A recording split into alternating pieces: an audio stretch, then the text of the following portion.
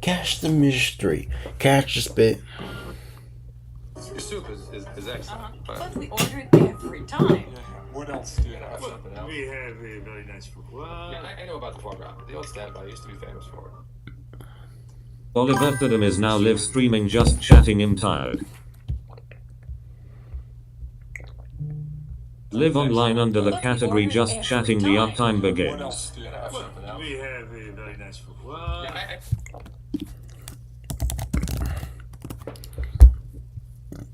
Foi igual.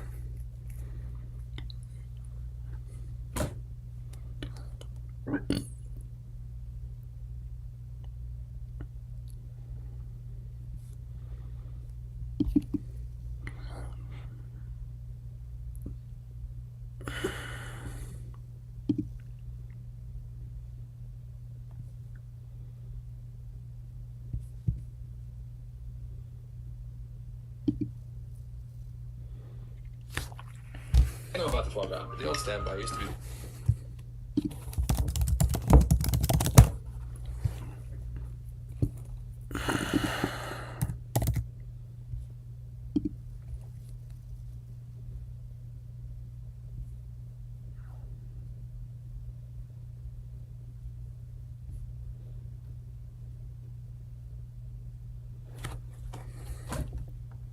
Famous for it. What does the chef have that's new?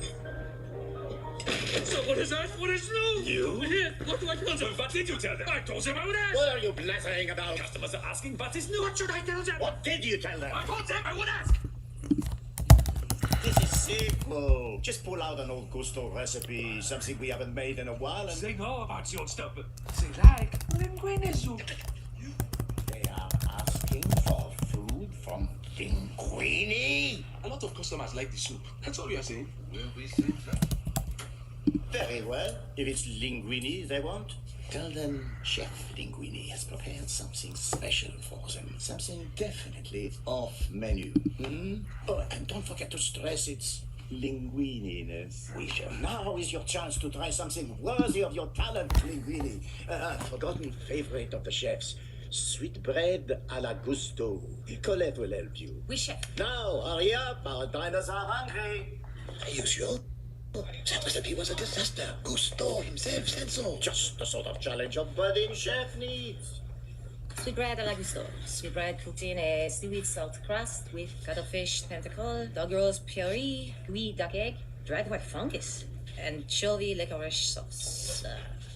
I don't know this recipe, but it's gusto, so... Lalo! We have some veal stomach soaking, yes? Veal stomach? Your soup is excellent. But we order it every time. What else do you have? Something else? We have a very nice foie gras. Yeah, I know about the foie gras. The old standby used to be famous for it. What does the chef have that's new?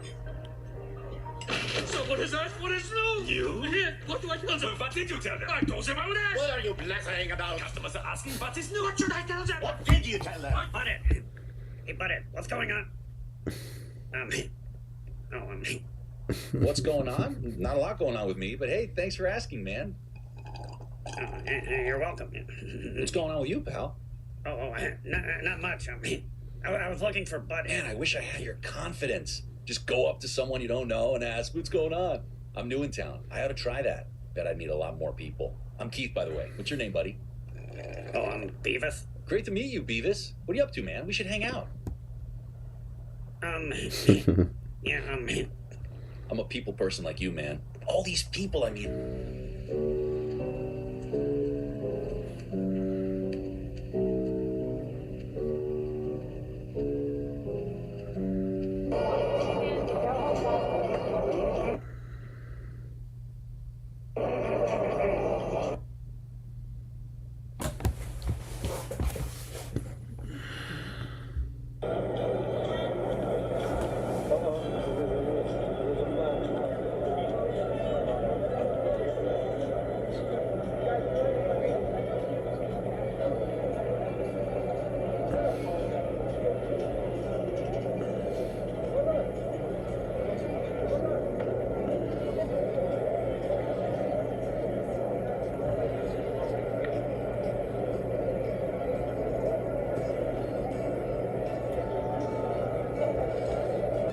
these civilizations are waiting for us to do it. And so this is our opportunity. This is our moment. And it really is we, the people, that have to do it.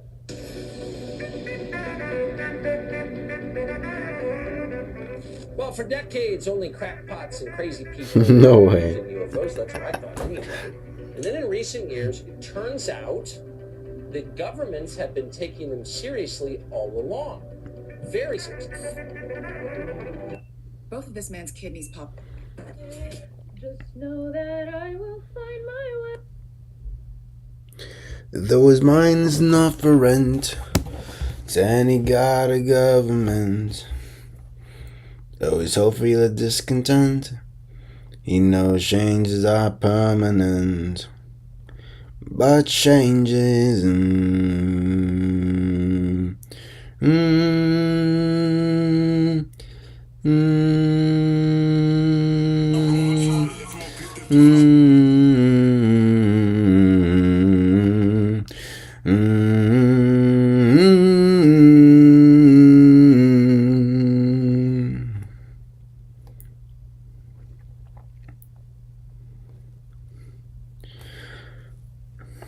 What you say about his company is what you say about society.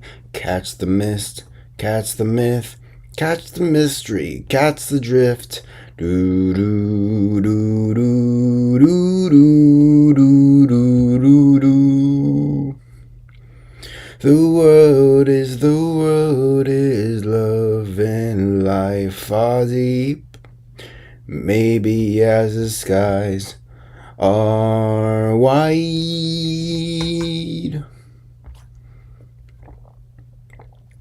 Today's Tom Sawyer, he gets high on you. When the space invades, he gets by on you.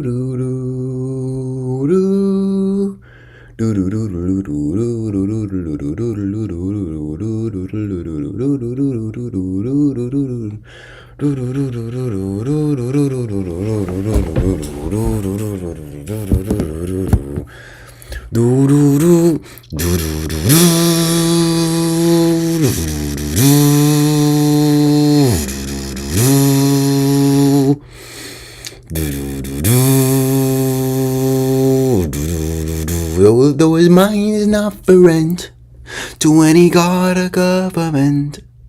Always hope for your discontent. He knows changes are permanent, but changes.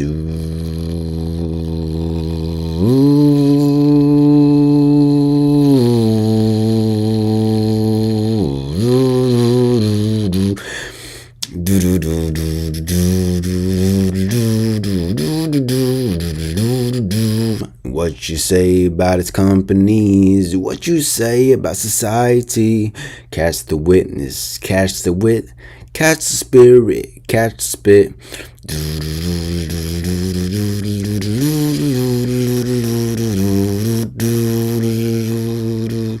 The world is love and life are deep. Maybe as his eyes are wide. Exit the word time. Bruh. Hey, Bobby. Hey, Bobby. Bobby? What?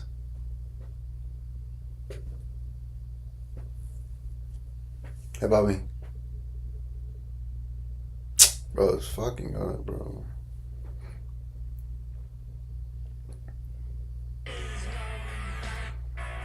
Exit the word. Today's song so you get high on you, and the energy you trade gets right on to the friction of the day.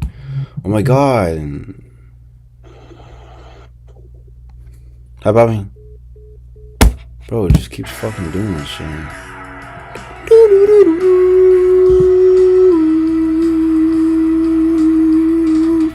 Nobody is on the receiving end of the phone. I am crying. Don't, what, there fucking is someone. Shut the fuck up, Don Theons. I hope you kill yourself one day.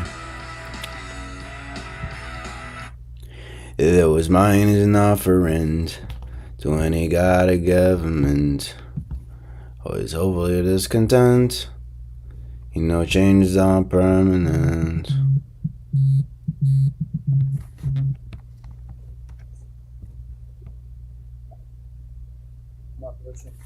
Hey, Poppy. Good. I'm doing good. I have a question. Yeah.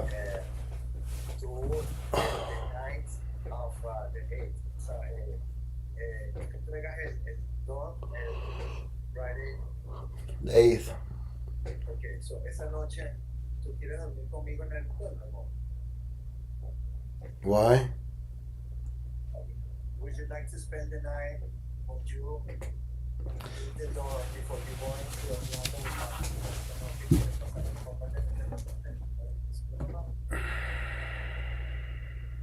the So that 8th at the end of the day?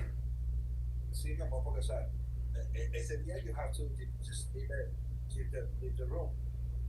Right. So, lo que estoy pensando es porque, mi amor, I will see you for a month. Entonces yo digo, bueno, si tú quieres, yo es que estoy ahorita get in the room, porque quiero saber si era no. Or get in the room right now, okay. I mean, yeah, because then that following morning I'll have to leave with mommy. Yeah. Yeah, then I think, yeah, we can do that. Yeah. Yeah.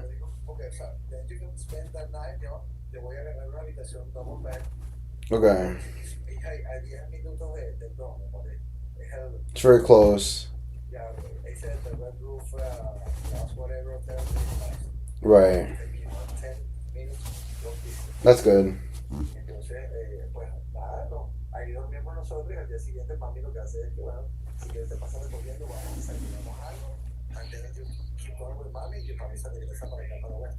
Okay. Yeah. Yeah, sounds good. Oh wait, I have a question.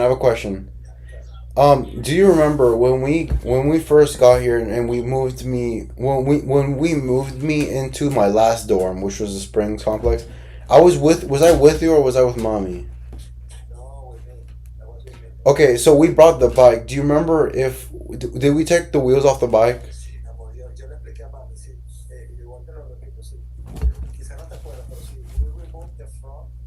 I remember that. Yeah. To handle it, yeah, exactly. Oh, the tools to do it, yeah. Yeah, exactly. Yeah, I appreciate that because, like, yeah.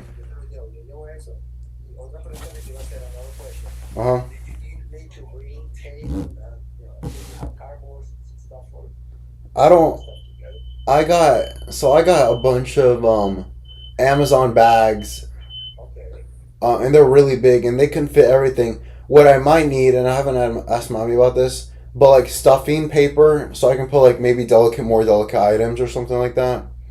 You know, the packaging paper. I have the bags though, and I have tape. I have a thing with tape, so I think I'm good on that. But like maybe, huh? Bubble wrap, yeah, exactly. Bubble wrap, or I'm trying to think what else. I mean, I don't have the good thing is I don't have that much, right? So it's.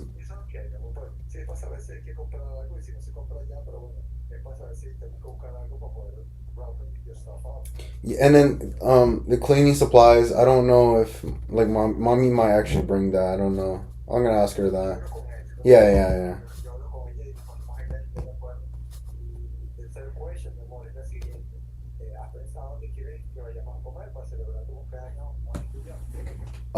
No, not really. I'll research some like the Mediterranean or Peruvian restaurants around here. I'll see. Let you know. Yeah. Eso lo vamos a hacer así. Y otra cosa, y lo otro es, bueno, tú sabes que lo que te van a que te va a preguntar. O sea, nosotros te vamos a regalar, o sea, papi te va a regalar el iPod, los earbuds, ok, que tú puedes ir. Okay. Tú sabes que ellos tienen la opción de customize, para ponerle un grade con tu nombre. I don't know if you know that. Oh yeah, you can like engravings. What do they call her? So, si tú quieres, entonces déjame saber qué quieres poner ahí. Métete en el website de Apple, métete a poner las cosas. Creo que te permiten, I don't know how many characters, and then actually you can add emojis and stuff. I don't know. Oh really? El punto es, go there, check what the way that you want it, y entonces me mandas eso para yo poner la orden. Okay. Y ya customize. Yeah, I appreciate that. Thanks, Bobby. No, mi amor, es un placer, un gusto, y con todo el cariño tú sabes cómo son. Yeah. Todo para ustedes, como se también, ¿ok? Yeah, yeah, yeah. But getting there when you have a chance is to see, because again, I don't recall how many characters, or if you can add some. I saw that they were even like you have a chance to add emoji. So funny. Oh, it's funny. Yeah, I never heard about that. So take a look at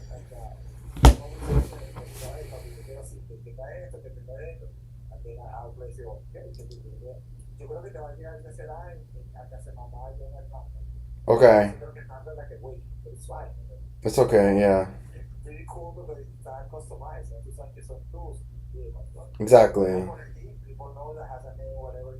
Yeah, yeah. So, okay. Yeah. Thanks. Thanks, Bobby.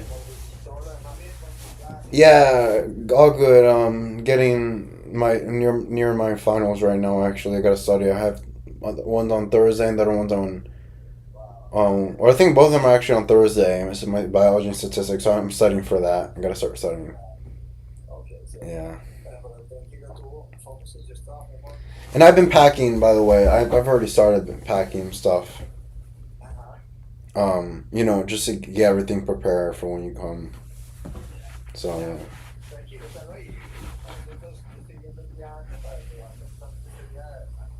Certain things, yeah. Yeah, exactly.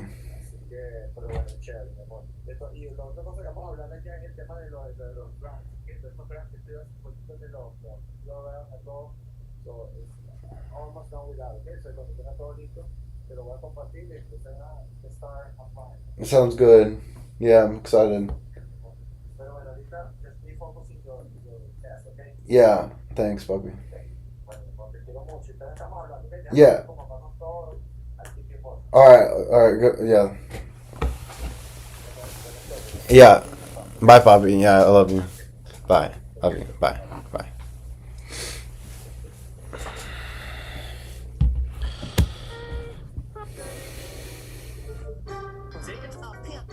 Take it to the next level with the new Fart Blaster Pro.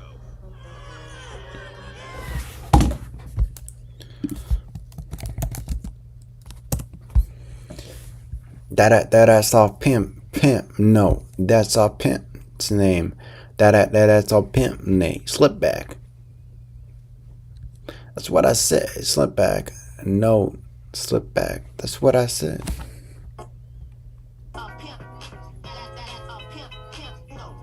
No, that's all pimp name. That's all pimp. Slip back. That's what I said. Slip back. No. That's all pimp. No.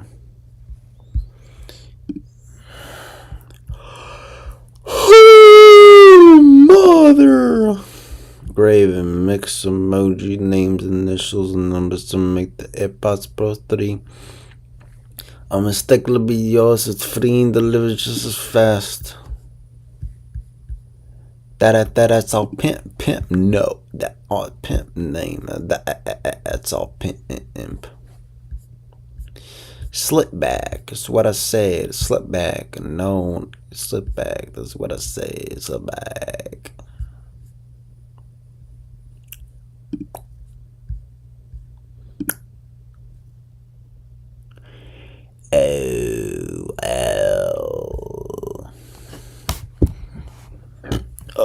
I. V.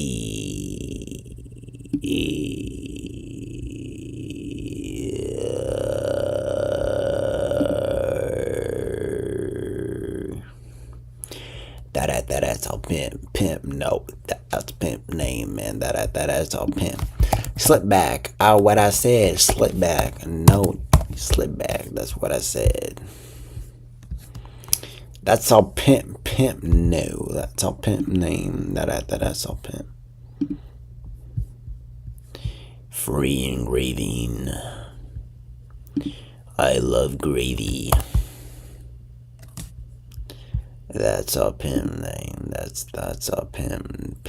No, that's a pimp name. That's a pimp. Those mine is not for rent. What up, bro? You good? Those mine is not for rent.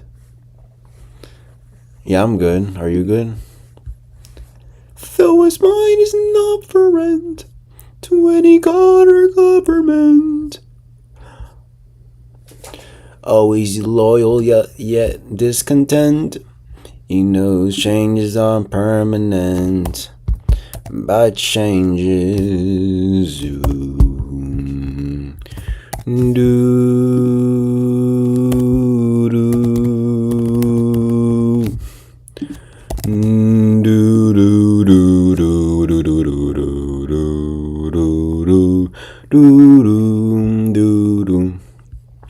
What you say about company is what you say about society. Catch the mist, catch the myth, catch the mystery, catch the drift. The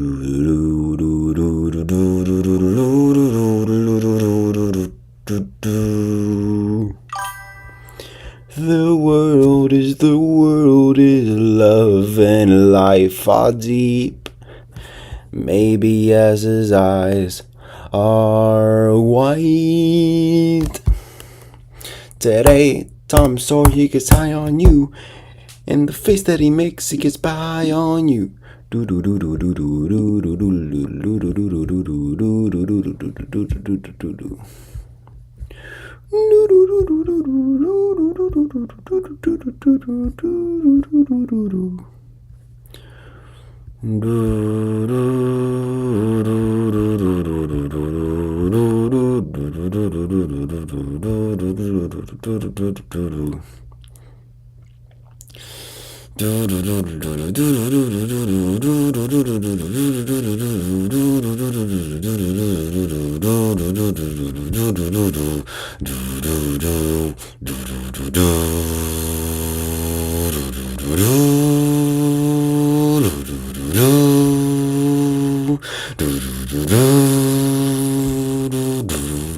Though his light mine is not for rent, don't put it down as arrogant. Always hope for your discontent. You know changes are permanent, but changes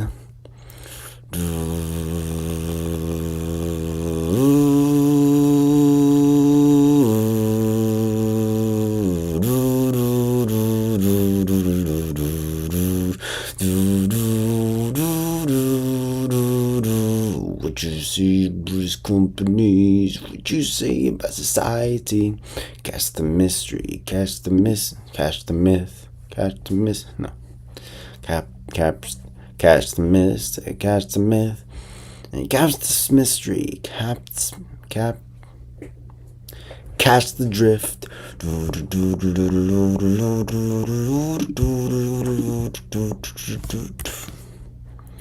The world is love and life are deep. Maybe others' eyes are white. Exit the word. Exit the tone. Exit the.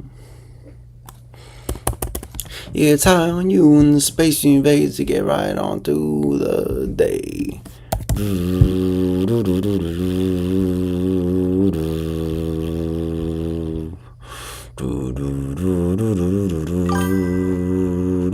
Did you say the other day that I am spying on you? I am not just being friendly, bro.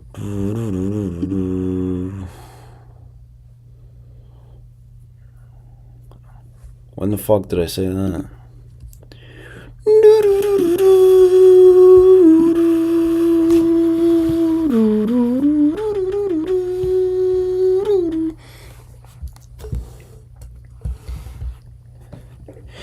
exit the word today's time, so it gets high on you, and energy tray gets right onto the friction of the day.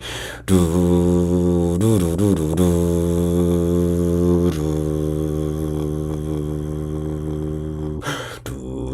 do, do, do, do, do.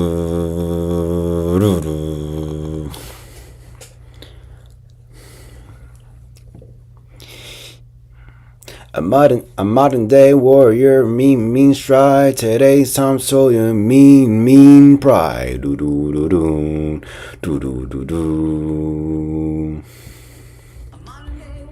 Mean stride. Today's time, so you mean pride. Dun. Do do do do do do do do do do do do. Though his mind's not for rent, don't put him down as arrogant.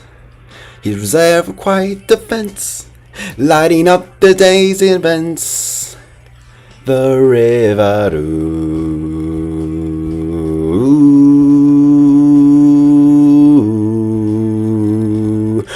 do do do do do do.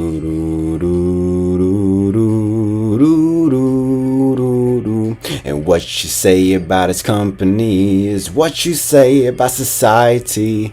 Catch the mist, catch the myth, catch the mystery, catch the drift. Or, yeah. Do do do do do do. The world is love and life are deep. Maybe as the skies are white. Today's time, so it gets high on you, and the space he invades, it gets by on you. No biggie then, good to see this side of you.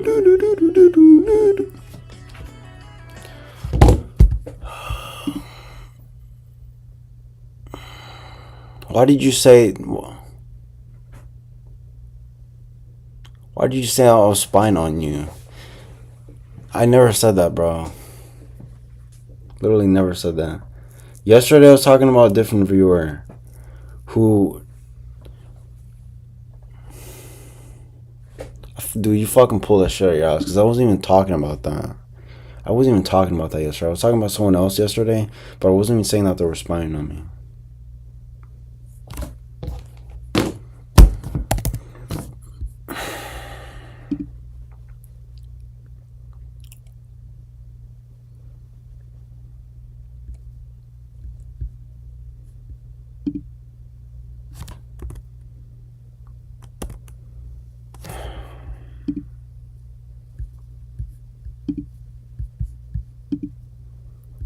And though his mind is not for rent, don't put us down as arrogant. What do you mean something went wrong? What went wrong, bro? Tell me what went wrong. Don't...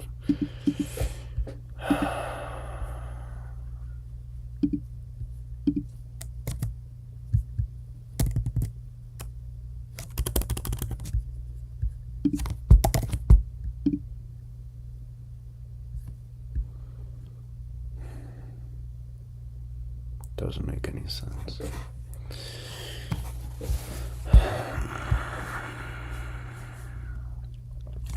Though his mind is not for rent, don't put him down as arrogant.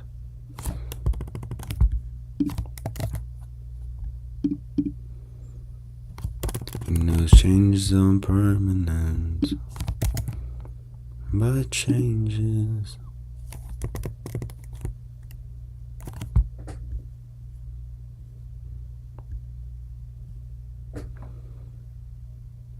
What you say about his company?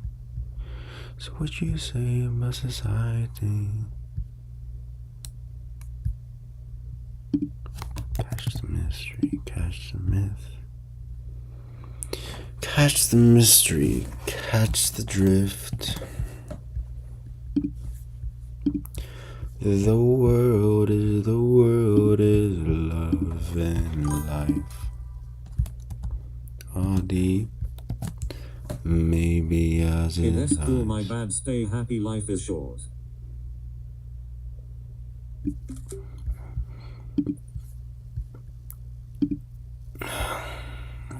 Well, I don't know.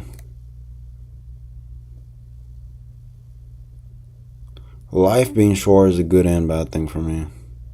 Honestly, it's probably better of a good thing. A person who is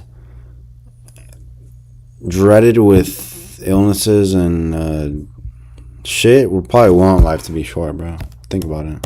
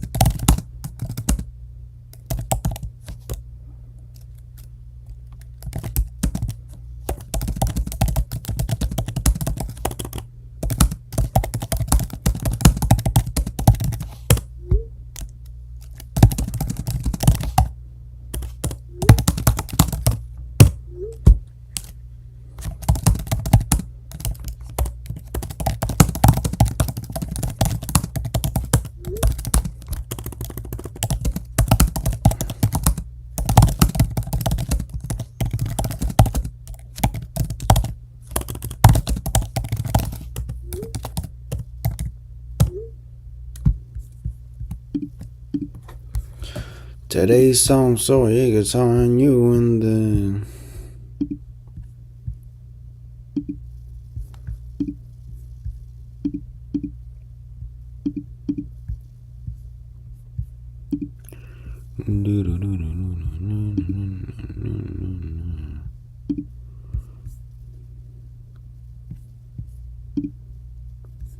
holy shit.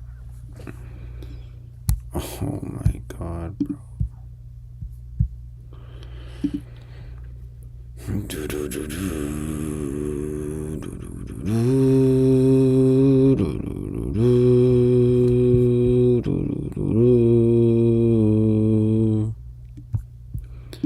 Those mine is not for rent.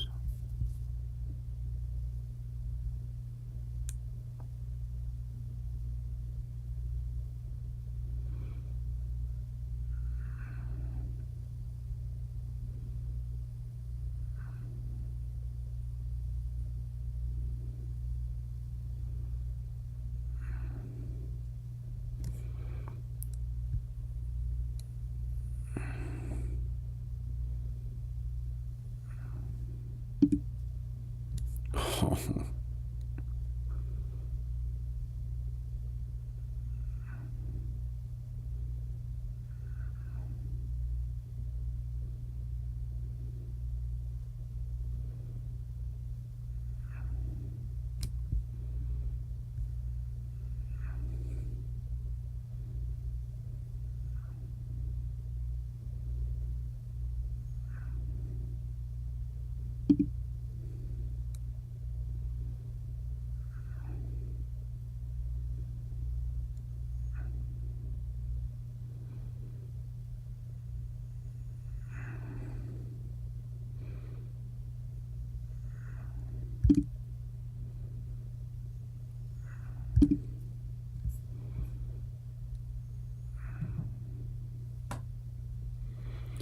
Though his mine is not for rent.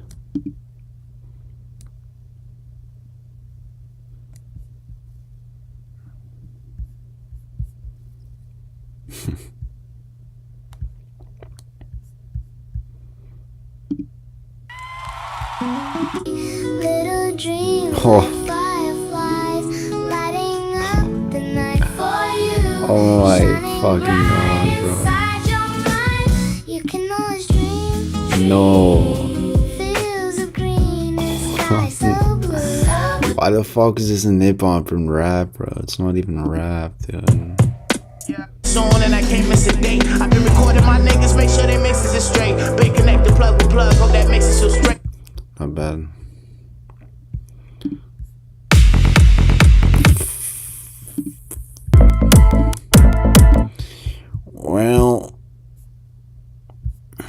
that's about it, guys. See you.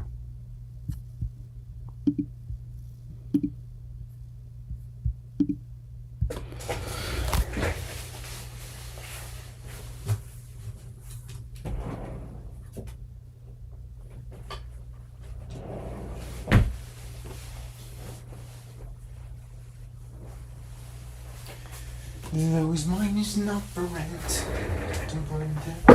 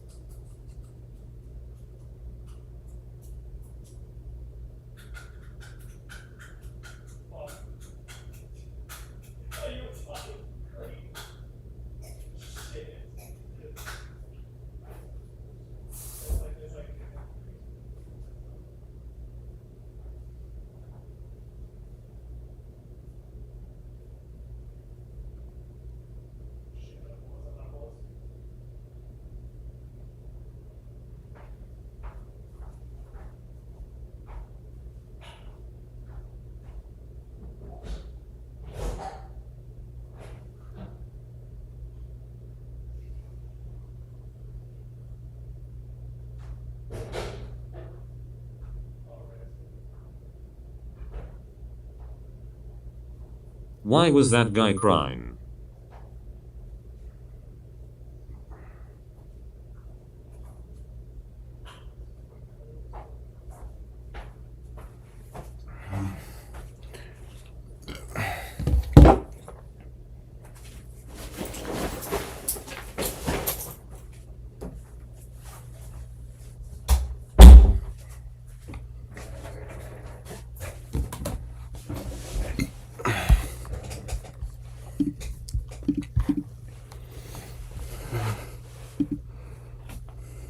Bruh still on the phone with nobody. I am crying.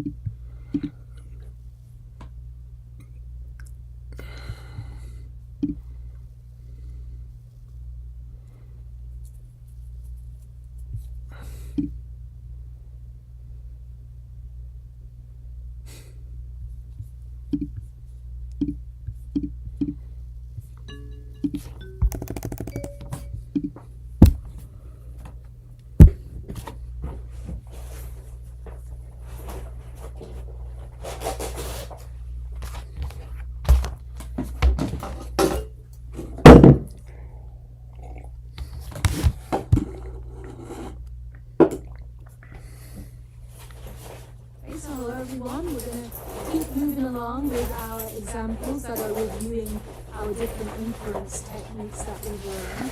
And in these examples in this lecture, I'm still going to be referring back to that Minitab output that we had seen in the previous lecture. Alright, so let's look at the first example. It says, is there a difference in how men and women feel about foreign aid? And so a recent general social survey included a question that asked participants if they thought the nation was spending too little, about right, or too much on foreign aid.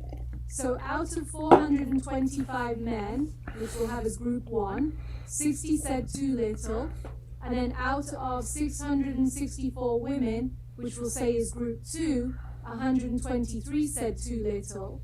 And so what we want to know is if there is a difference in our population proportion of men and women that think we are spending too little on foreign aid. So first step is to decide.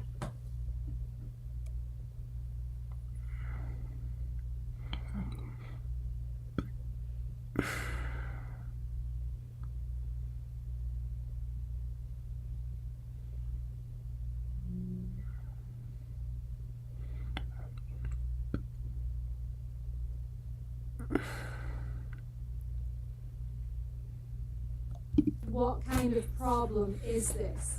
So looking at the question, the people in our general social survey are being asked a question, and they're being asked about foreign aid, and particularly we want to know if they think we're spending too little. So essentially we've got yes, no answers. You know, yes, we're spending too little, no, we're not. So that's going to be categorical data, which means we've got proportions. So categorical data. And so that's going to lead us to think about being proportion. And the other thing now we have to decide is this one proportion, two independent proportions, or dependent proportions.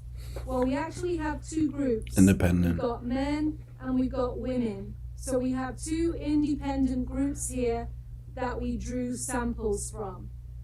Population of men and population of women.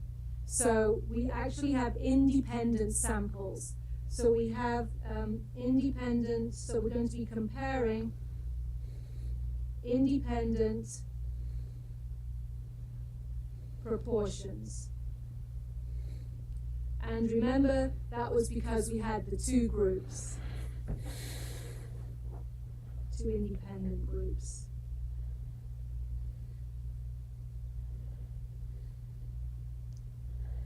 Okay, so let's have a look at statistical analysis. So we'll begin with our 95% confidence interval. And to begin with, I'm going to define the parameter. And our parameter is P1 minus P2, which is the difference in the true proportion of men and women who think we are spending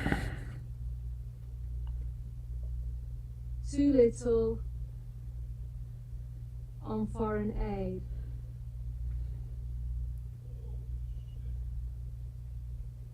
Okay, and then our assumptions.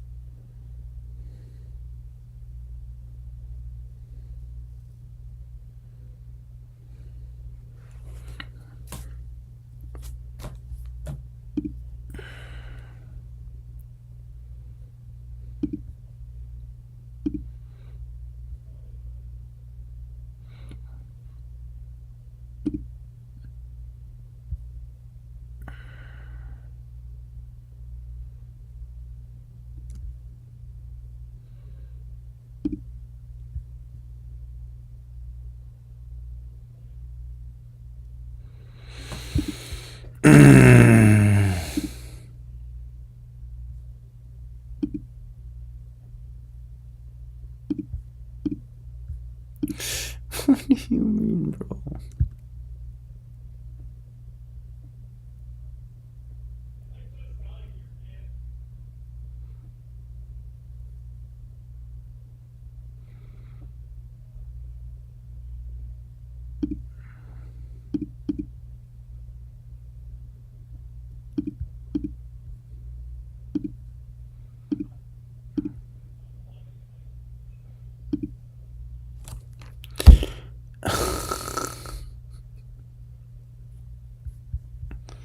Let's do it again.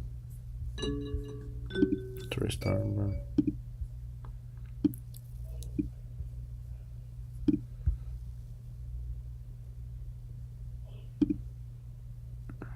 Too little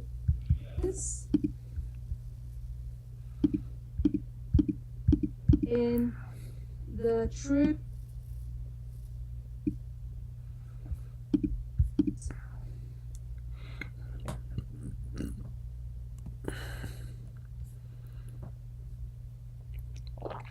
Work on the pentagram sample.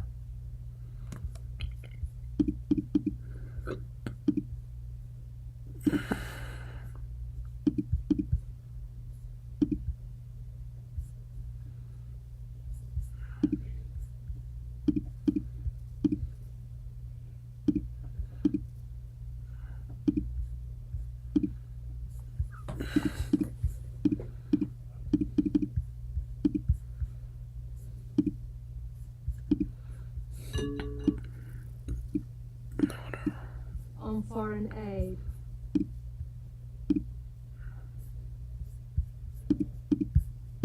So with our assumptions, we're doing independent proportions now.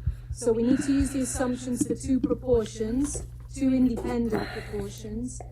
So firstly, we needed to have our categorical data, which we did. The participants were being asked about, did we spend too little on foreign Oh, aid? fuck So me. we have categorical data. Just realized. And because we're dealing with independent proportions, we have to check both groups.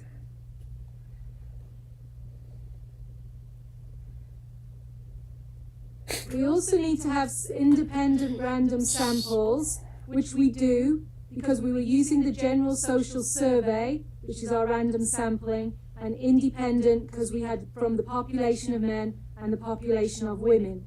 So independent random samples.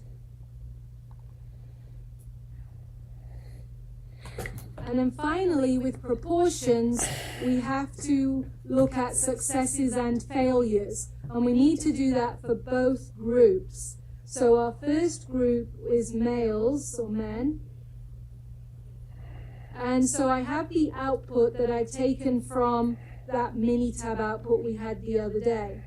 So to remind ourselves, our first sample was men, and we said that 60 thought we were spending too little on foreign aid. So that's going to be our successes,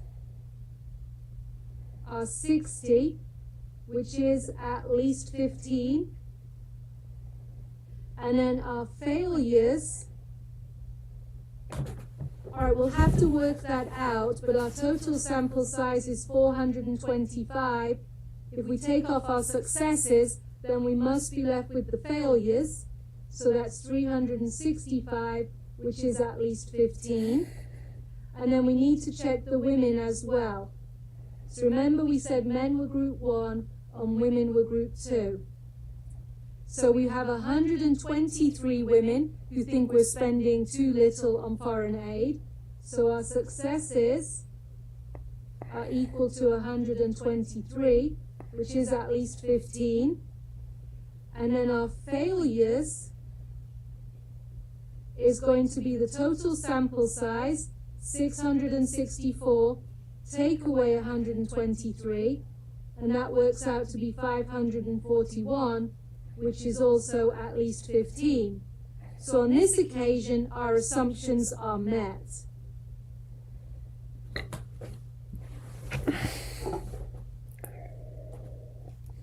And so we can go ahead and write out our 95% confidence interval. So I only have the one choice. And remember the name of the test tells us the two proportions, so that's how I knew I had the right output here. And our confidence interval is negative 0.088439 and positive 0.000310. Okay, so remember we're talking about difference. So this isn't the proportion of men, it's not the proportion of women, it's the difference in the proportion of men and women.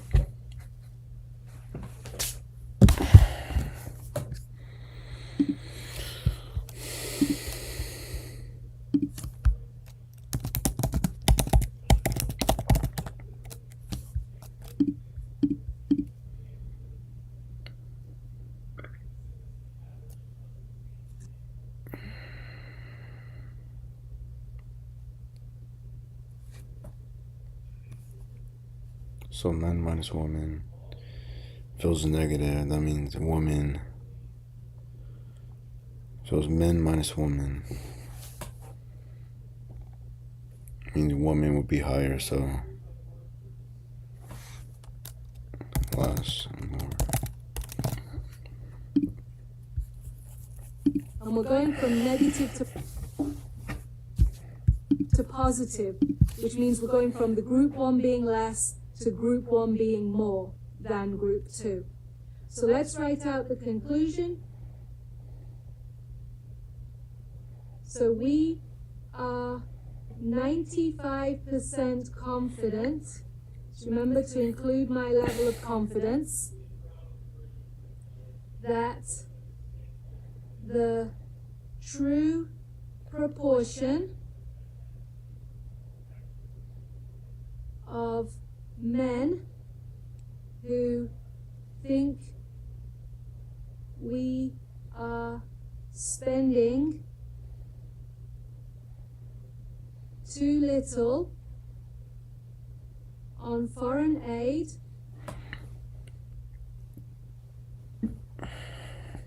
is between 8.84. Well, actually, what we should do usually is write the smaller number first. So, oh no, we're okay, because that is the smaller number. We're going from negative to positive, aren't we? Sorry, I was thinking they were both negative there. Is between 8.84% less to 0.03% more than women. That's not 0.03. That's 0.003. Okay, so we're gonna. That's 0.003. That's not 0.03. What is she on, dude? That's not even 0.003. That's 0.0003.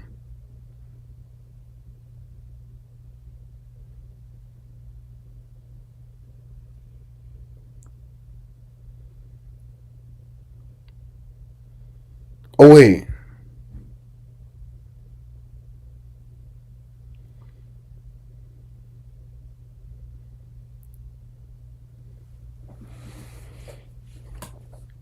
One, two. Oh, no, she's right. Than women. What am I looking at? Stats homework.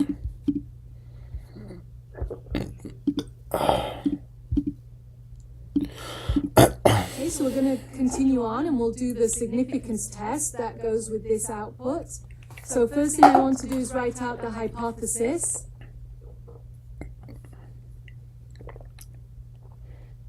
And the hypothesis is the HO and the HA.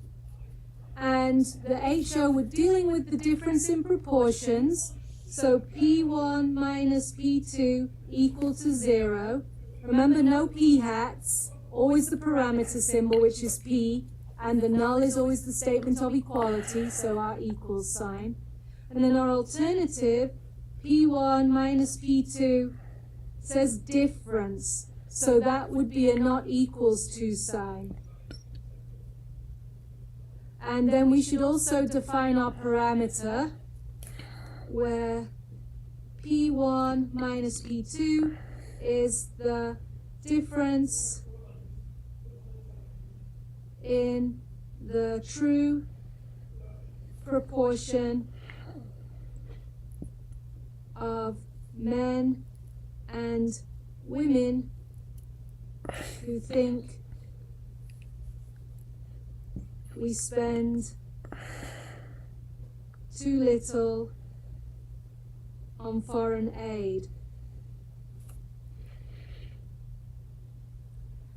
And then the next thing we would normally do is check our assumptions. Remember, if you want to do the assumptions first, that's fine, as long as we do the hypothesis and the assumptions before the test statistic, p-value, and conclusion. So our assumptions,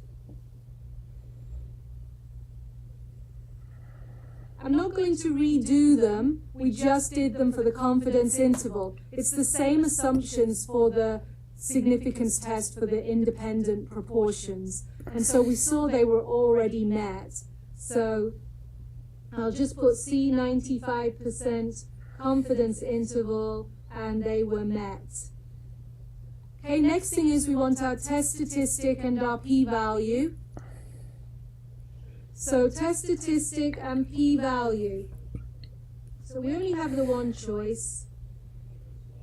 So our Z kind of shows us as well we chose the correct sign for our alternative, the not equals to sign. The Z test statistic is negative 1.90 and our p-value is 0.058. So our test statistic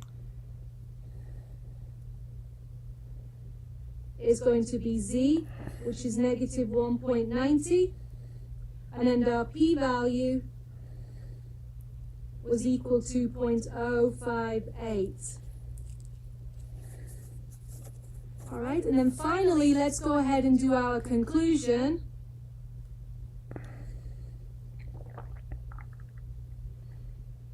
So I'm going to do this conclusion with an alpha value so we get used to comparing with a significance level. So I'm going to use an alpha of 0.05. So I'm just going to make a note up here. So I'm going to use alpha equal to 0.05, just so we get some experience with different types of ways of our conclusion.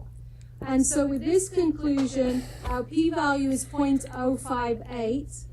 So with a p-value of 0.058, and if we compare that to our alpha of 0.05, it's actually greater than that, isn't it? So I'm going to mention that in parentheses, greater than alpha equal to 0.05. If our p-value is greater than our alpha, then we actually fail to reject the null hypotheses. So I fail to reject the HO. Okay, so remember, I'm doing this question as if we had an alpha value, so we can have a practice of that. So I fail to reject the HO. So what I can say is that if I fail to reject the HO, then I don't have significant evidence for the HA. So we do not have significant evidence of a difference. Remember, I'm talking about difference because that was the sign that was in our alternative, and that's what we were being asked about in the question. So we do not have significant evidence of a difference in the true proportion of men and women who think we spend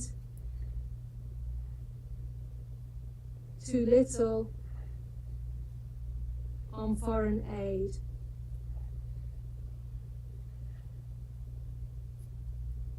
Okay, so no significant evidence of a difference in our true proportion.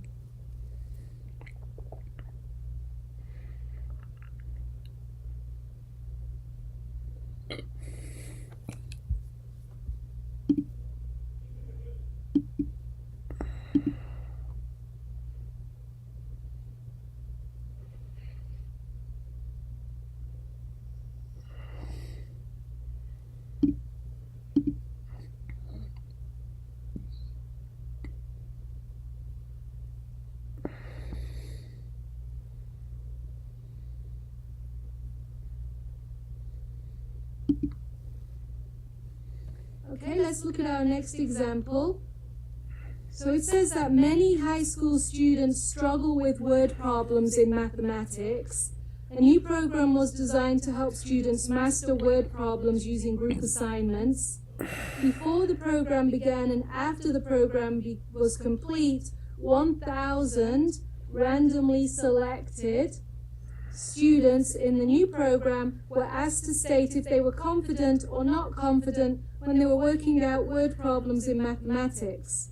Is there evidence to show that the population proportion of students who were confident when working out word problems before the program is different from the population proportion of students who were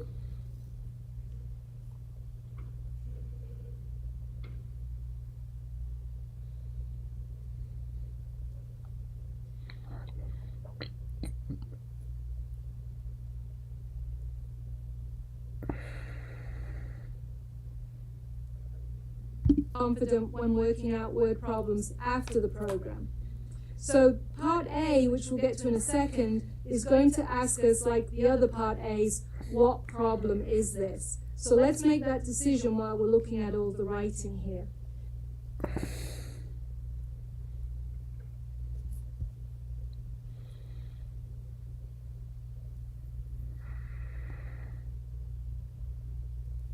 Dependent proportion.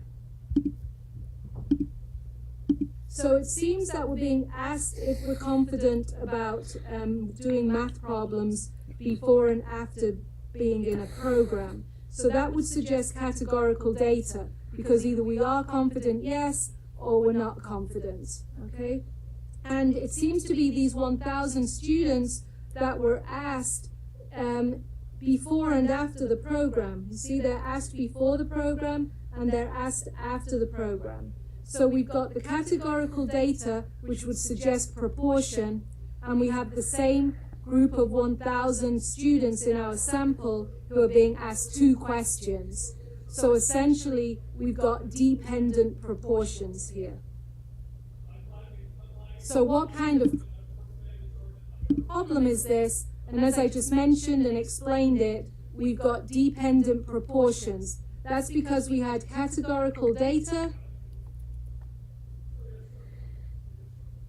So that lent itself to it being a proportion. And we had the one group of 1,000 randomly selected students, and each student was being asked 2 questions.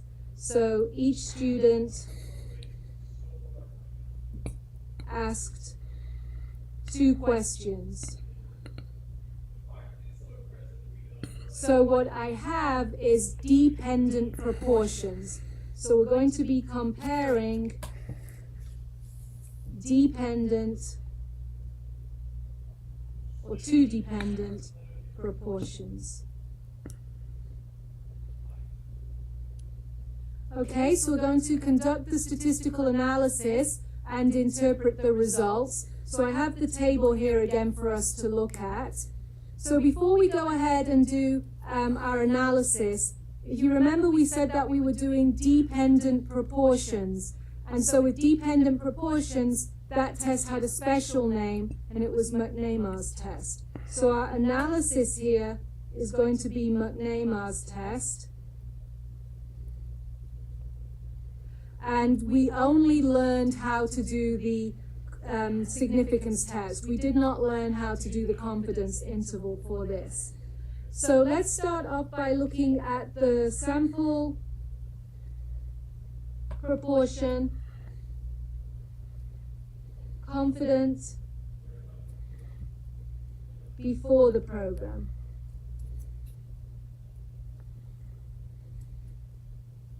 So the sample proportion confident before the program. So that was this row here, the top row. So we had 234 plus 203. Remember, we're only asking about confidence before the program. So right now we're ignoring the after the program. And we said altogether we had randomly selected 1,000 students. So that gives us 437 over 1,000.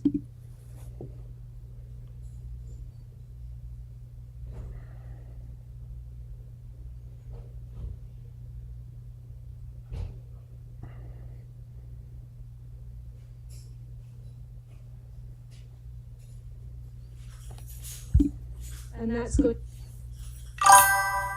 to be 0.437. Let's also do the sample proportion confidence after the program. And so I'm going to erase the before program information. So after the program is our first column. So we have 234 plus 243 over 1,000. And so that's going to equal 477 over 1,000, and that's 0.477. Okay? So that's our sample proportion confident before the program, and then the proportion after the program. So let's go ahead now and do McNemar's test. Okay?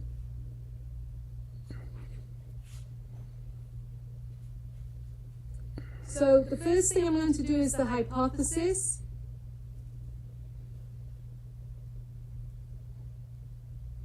And our hypothesis, there was only the one choice for McNemar's test. It was that P1 minus P2 equals 0, and P1 minus P2 is not equals to 0. And then we should define the parameter where P1 minus P2 is the difference in the true proportion of students who were confident with word problems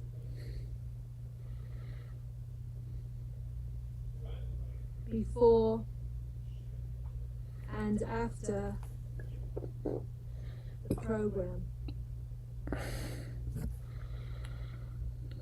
Okay, our assumptions. So for McNemar's test, our assumptions is that we had a simple random sample, which we did. It does say 1,000 randomly selected students. So we did have a simple random sample. And then the other assumption is about our no's and yeses, that our yes, no, plus the no, yes is at least 30. So let's look at which values those are. So going back to the table, we've got the first cell, as it's called, is yes, yes. And then the next cell, yes, confident before, not confident after. Then in the bottom row, we've got no, not confident before, yes, confident after. And then the final cell, no, not confident before, no, not confident after. So using those values, we've got 203 plus 243. And so that equals 446, which is at least 30. So we can say that our assumptions are met. Okay, next thing we want to do is to look at our test statistic.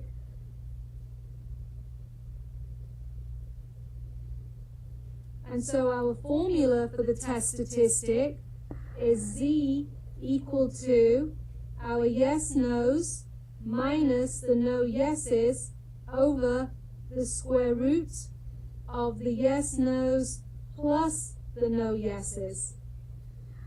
So looking at that, we can just plug in the values. So the yes no is 203 minus the no yes, which is 243,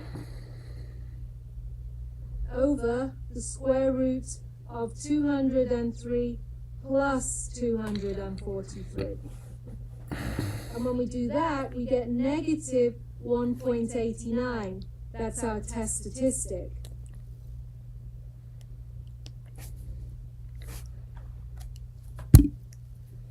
So let's do our p-value. So I'm going to sketch this out. And so sketching out our normal curve. So we normally have 0 in the middle, and then we have our 3 standard deviations above the mean and 3 standard deviations below the mean. So my test statistic was negative 1.89. And then I need to look to my alternative hypotheses to see where it is that I'm shading in this curve. I have a not equals to sign. So that means that I'm dealing with a two-sided test. So my other side is 1.89, the positive version, and we shade both tails. So my p-value is actually the area in both tails. So let's go and look at our normal table to get our p-value in the left, or our area, I should say, in the left tail. So looking at our standard normal table, we had said that our test statistic was z equal to negative 1.89. So I need to find the row, negative 1.8, and then the column, the 0.9, and then see where they meet. And I can see that I get 0.0294. So that's my area in the left tail. Okay, remember, normal table is left tail probability. 0.0294. So going back to my calculation, 0.0294 was the area in the left tail. So my p-value then, because we've got two tails, my p-value is actually 2 times 0.0294. And so that gives me a p-value of 0.0588. So now let's do our conclusion. So I'll do it over on the side here.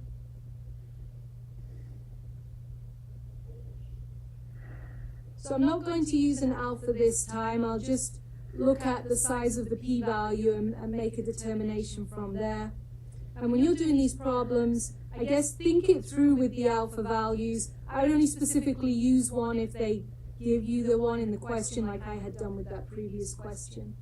So I'm going to say that with a p-value of 0.0588. So if you think about the usual alphas we have, 0.01, 0.05, and 0.1, this value is actually between 0.05 and 0.1. And so when we have that, we would generally say that we have some evidence, okay? So we have some evidence. So I'm going to say that there is some evidence of a difference in the true proportion of students who were confident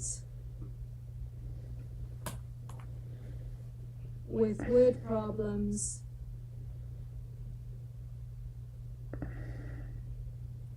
before and after the program. Okay, so remember I just thought about the alpha values in my head there. I wasn't given a specific alpha to use. So that's why I'm on this question I'm saying I've got some evidence.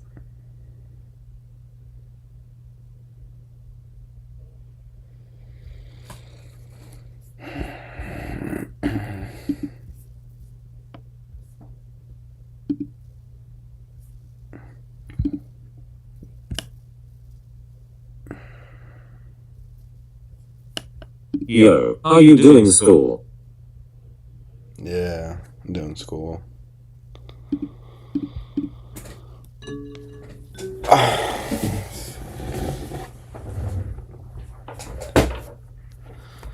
Okay, so hello everyone. We're going to move on to Why our on stream? review Because why not? problems, reviewing all of the reference material. And so in the state of Florida, all amendments to the state constitution have to be approved by Florida voters. At least 60% of voters have to approve the amendment. In the upcoming election, a new amendment about education is to be on the ballot, and the survey shows that about 424 out of 700 people would approve the amendment if the election was today. So is there significant evidence to suggest that the amendment would pass? And so we have to, first of all, make our decision about what kind of problem we have, so that way we can use the correct Minitab output. And so looking at the problem, we're basically being asked about whether or not we approve an amendment. So either yes, we approve it, no, we don't. So we do have the categorical data there.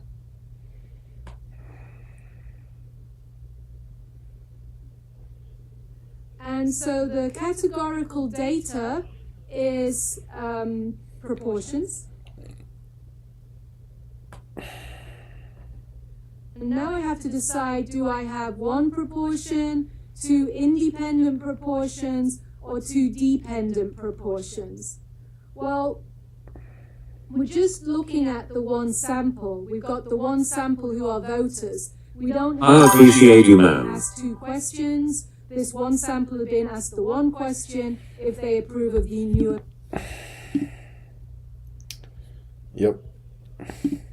amendment. And we certainly don't have the two samples. So this is just the one sample with the one question. So we've got one sample with the one question. So what we have then is just one proportion.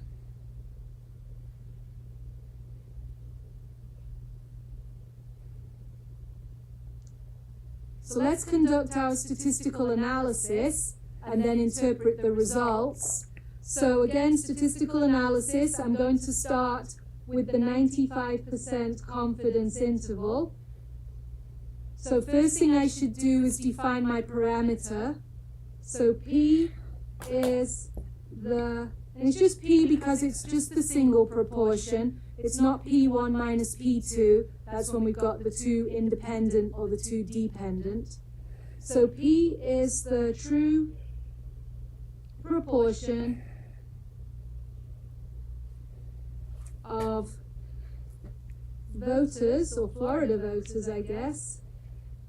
So we'll say Florida voters who would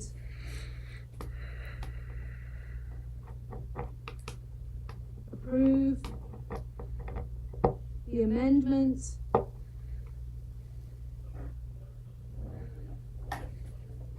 if the election were today. Okay, next thing we want to do is to check our assumptions. And so our first assumption is that we have categorical data, which we already said that.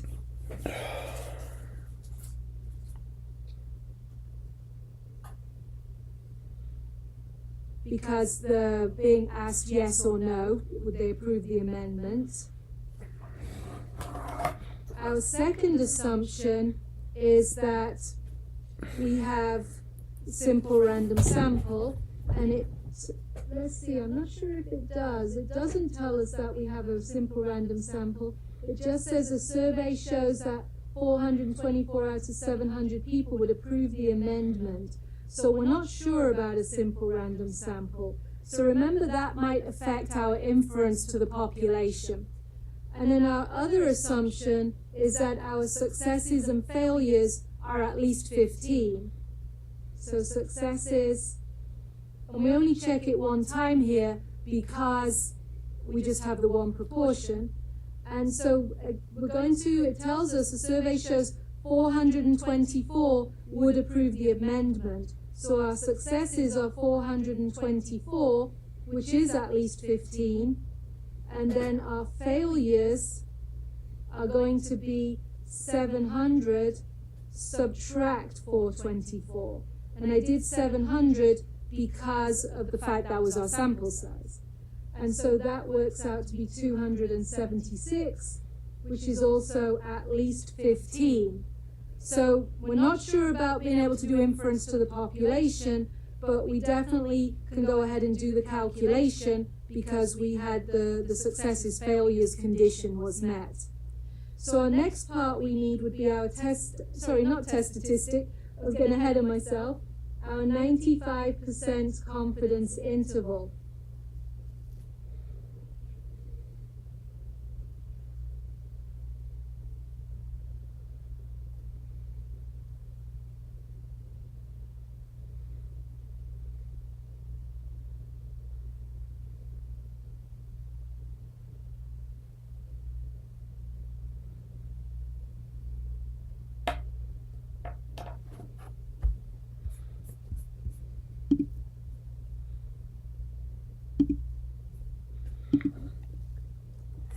And so here's our output from I'm still using that same Minitab output that we had right at the beginning of all of these review lectures.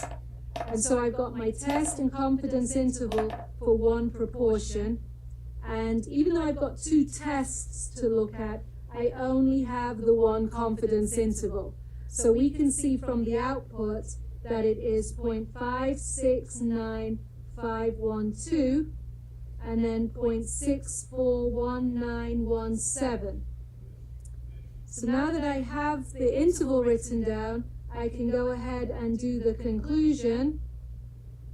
And so our conclusion is that, remember, we're not talking about a difference here because we just had the one sample. So we're talking about the true proportion is between the values in our interval if the election was today.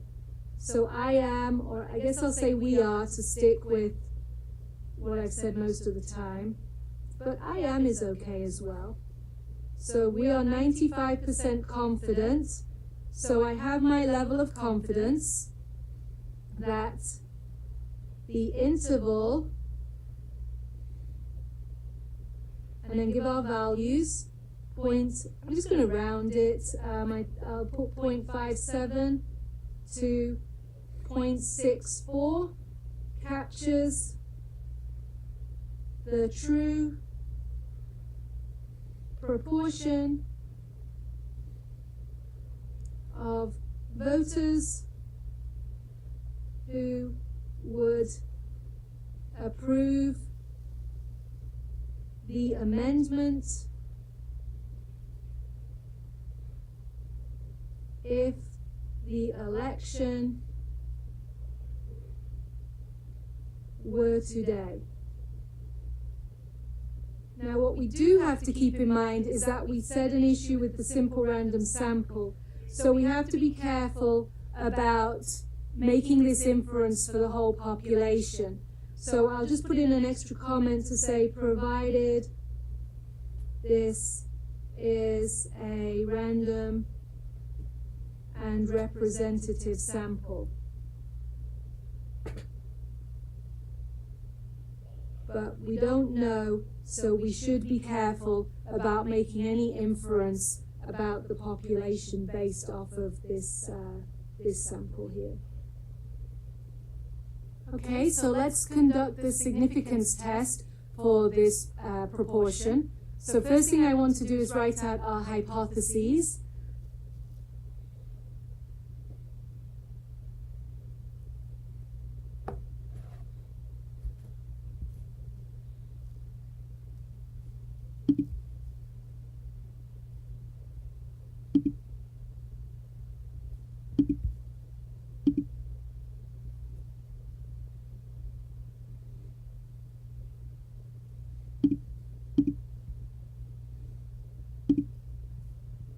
So HO and HA, and it's a hypothesis.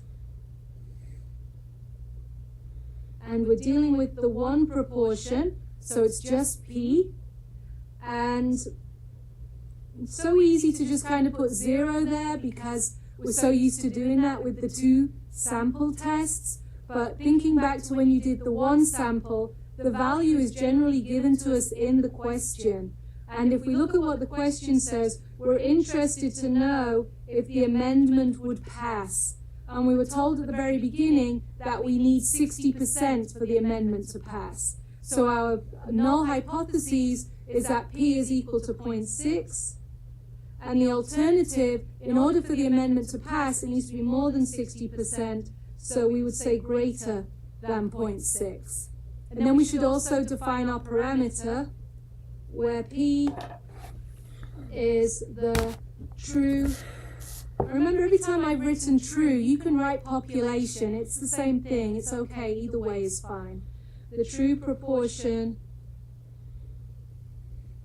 of voters who would approve the amendment if the election was today. Okay? The next thing we want to look at is our assumptions.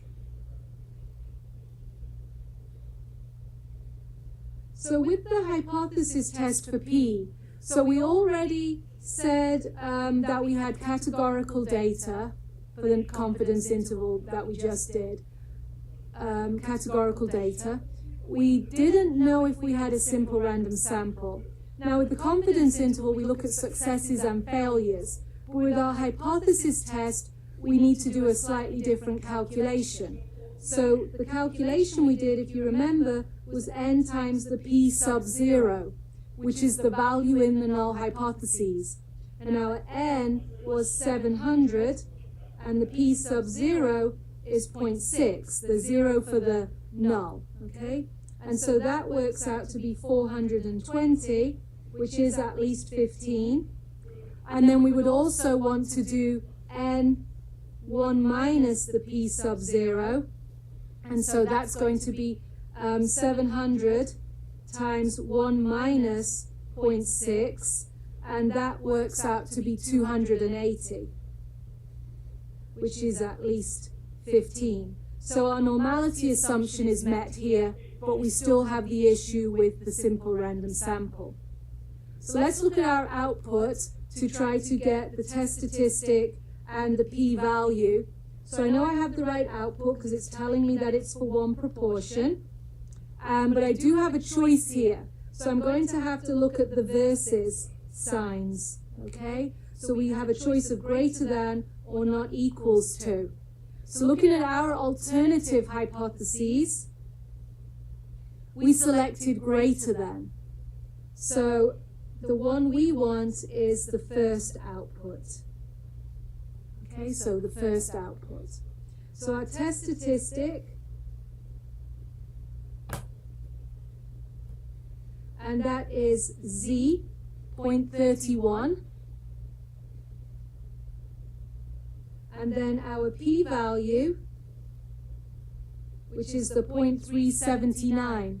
And if you look at this output, you can see the other one is actually different. So it is important to be able to learn how to recognize the correct output. And the p-value is 0.379. Okay, so we can go ahead and do our conclusion.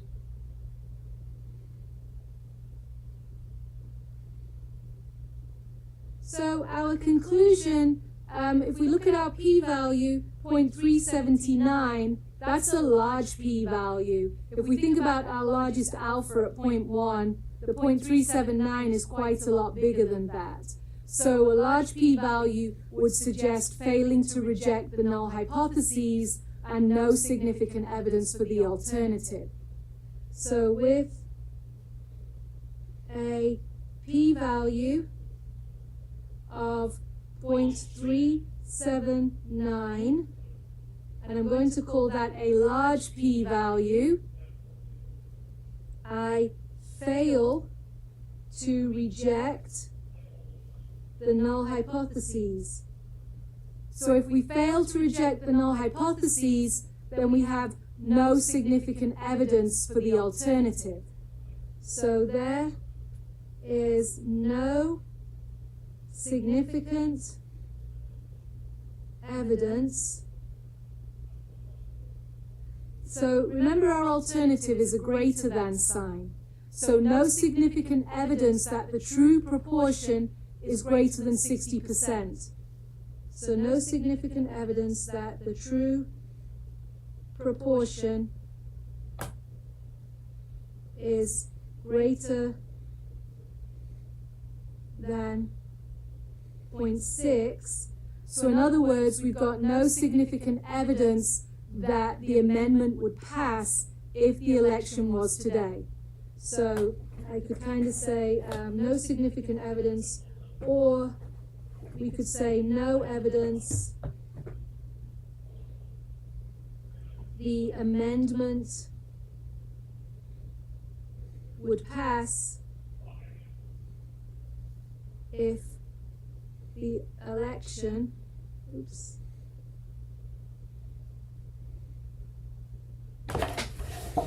is today. So that's an if. But keep in mind we had a problem with our simple random sample. We didn't know if it was. So just keep that in mind. We have to be careful making inference about the population if we don't know we had a simple random sample. So maybe just make a note, provided this is a random and representative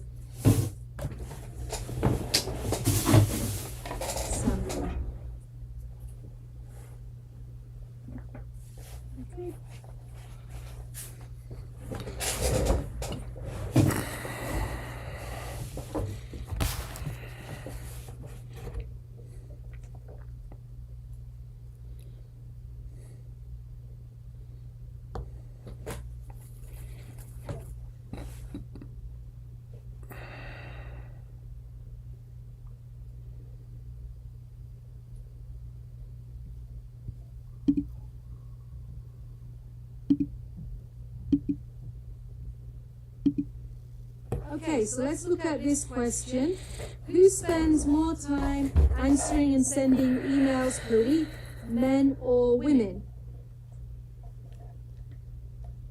And a recent general social survey included a question that asked participants how many hours a week they spend sending emails. The data collected from the question is below. Does it provide sufficient evidence to see if there is a difference in the amount of time that men and women spend dealing with email? What kind of problem is this? So we're talking about the number of hours a week spent answering and sending email. So hours is quantitative data. Quantitative data is data makes sense to find an average. So that would suggest this is a problem about mean. So we've got quantitative data. Quantitative data. Which would suggest a problem about the mean. So then we have to decide, is this one mean, or is it two independent means, or is it two dependent means? Well, we have two groups, don't we, men and women. So they are going to be drawn from the separate populations of men and women. So what we have is our two groups, or two populations. So because of that, we're going to be looking at a problem that involves comparing two independent means. So comparing two independent means. Okay, so we're going to conduct the statistical analysis and interpret the results. So as usual, I'm going to start off by doing the 95% confidence interval. And so I need to begin by defining my parameter.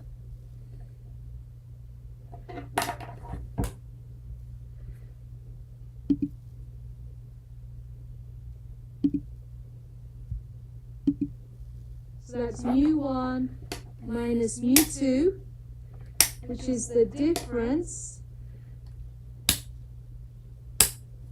in the true mean hours spent answering or sending email for men and women.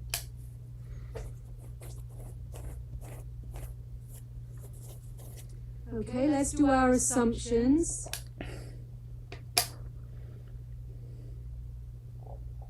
So the first assumption is that we have quantitative data, which we said we do because we're dealing with hours. We've got average number of hours, that's quantitative.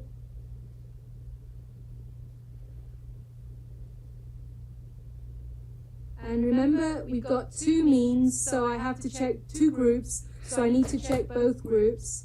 So quantitative data in both groups. The next thing I need is independent random samples. They are random samples because it was the General Social Survey that did the study, and they are independent because one sample came from population of men and the other sample came from population of women. So we do have independent random samples. And then we also need to check for our normality. And first thing is, did it tell us anywhere in the question about time spent answering emails for men and women was a normal distribution? Which it didn't. So the next thing we want to look at is the sample size for men and women. So looking at our computer output, we have men as group 1, and we have the women as group 2. So you can see that the n is the sample size. So for men, our N1, group 1, the sample size was 807, which is at least 30. And for women, the sample size N2, because it's the second group, is 664, which is also at least 30. So our assumptions are met.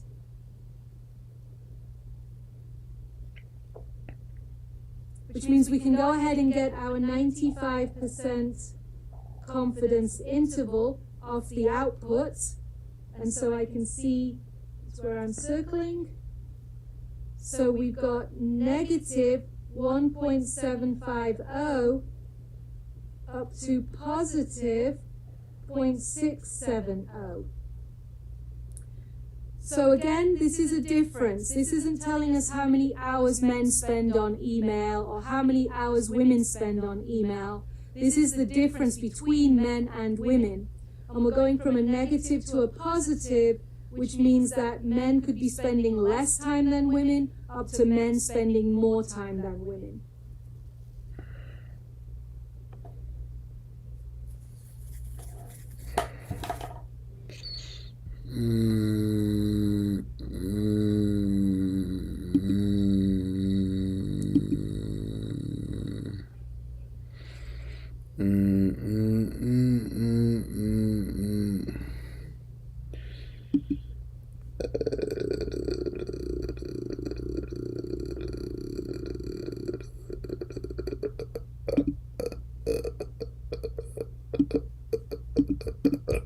So let's write out our conclusion.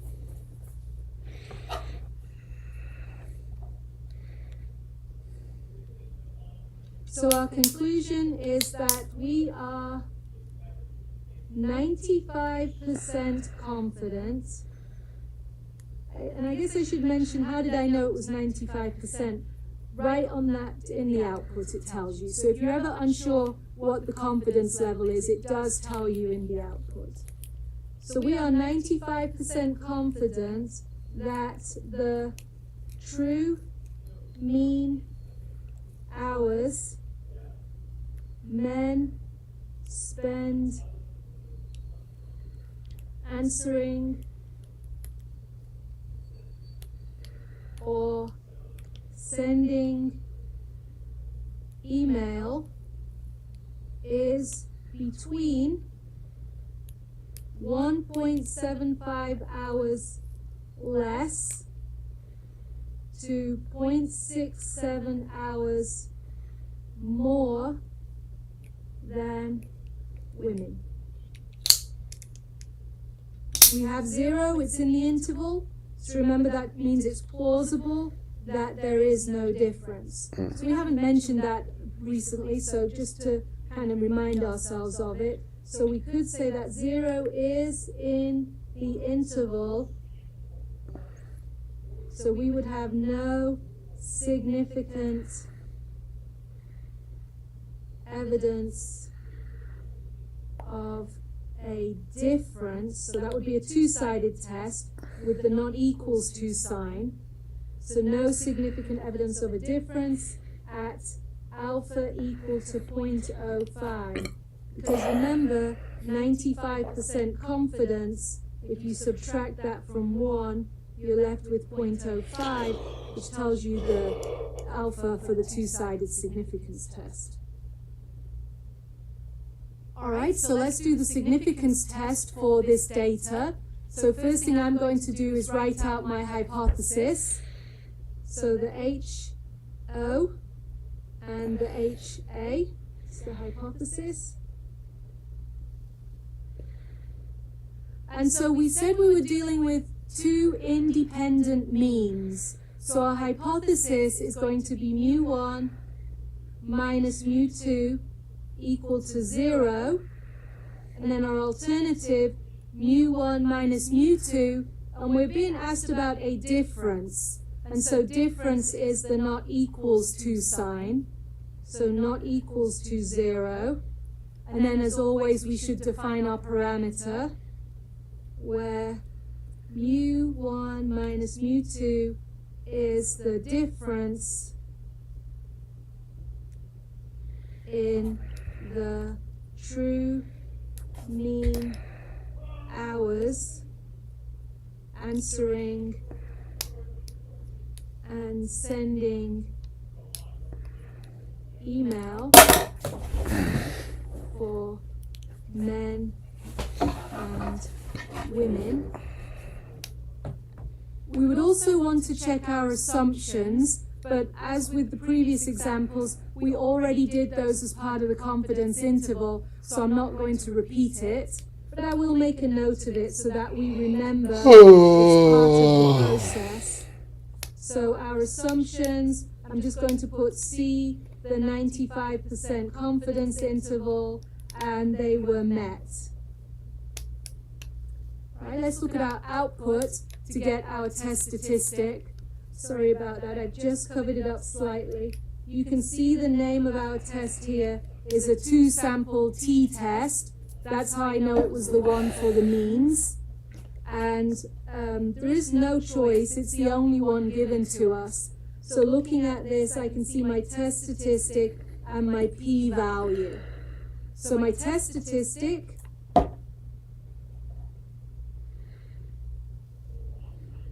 is going to be t equal to negative 0.88, and then my p-value is going to be equal to 0.381. So now I'm going to move on and do my conclusion. And that p-value of 0.381 is quite large. Again, thinking about our usual alphas, it's bigger than 0.1. So that would suggest that we would fail to reject the null hypotheses when we have a large p-value. And so that means we don't have significant evidence for the alternative hypotheses.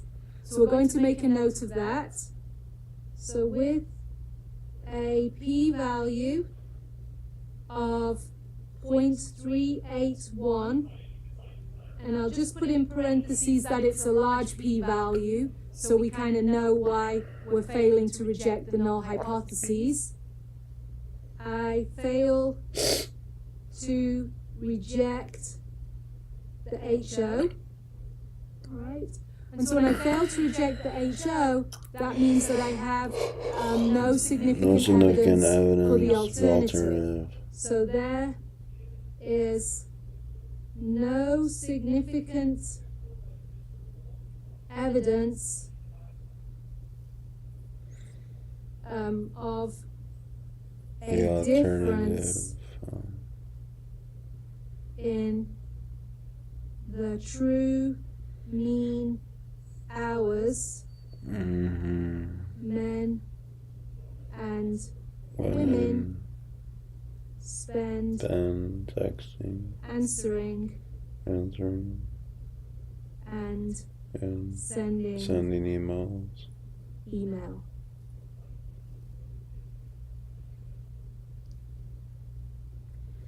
Okay, so we're going to keep going.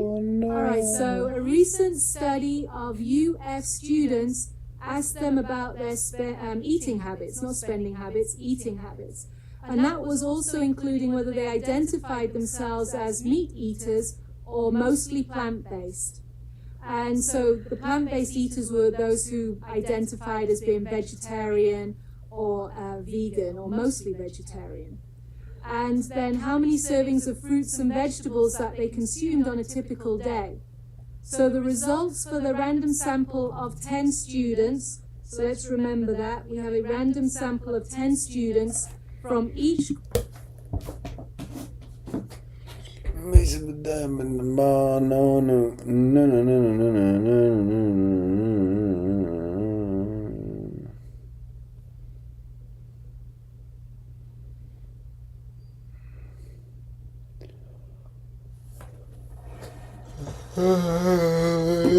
mine is not friend. Do any government. Meat eaters, and those numbers are the amounts of fruits and vegetable that they're eating each day, and then the mostly plant-based eaters as well. Okay, so we're going to use artofstat.com for any god or government. Of fruits and vegetables consumed by the population of UF meat eaters is less than for mostly plant-based eaters in terms of their means. That's the one we're about to do right now. And then after that, we'll look at the same problem, but in terms of their medians. All right, so first thing we need to do is write out our hypothesis.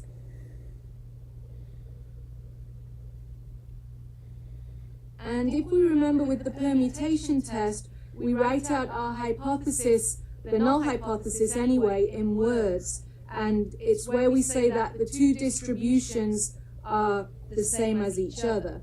So we're going to say for our null hypotheses that the population distribution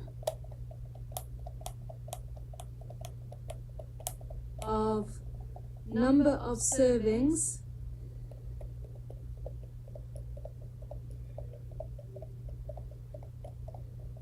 of fruits and vegetables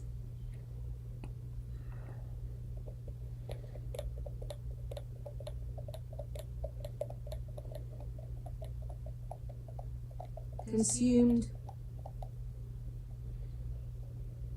on a typical day by meat eaters is the same as those by vegetarians. The population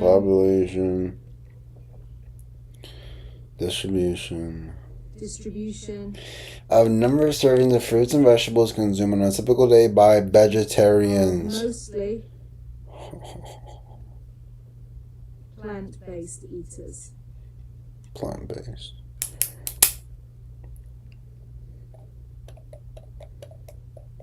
Okay, and so if you remember, the reason why we have our null hypothesis like that is because with the permutation test, if the distributions are the same, then it doesn't matter under the null hypotheses which values are in which group. And then our alternative, so we are going to be doing this in terms of the means to begin with. And so we're looking at UF meat eaters. So if we have those as, say, group 1, and then the plant-based eaters we'll have as group 2. And so for our alternative, we're interested to know if for the mean, the number of servings for the meat eaters is less than the mean number of servings of the plant-based eaters. So mu1 is less than mu2.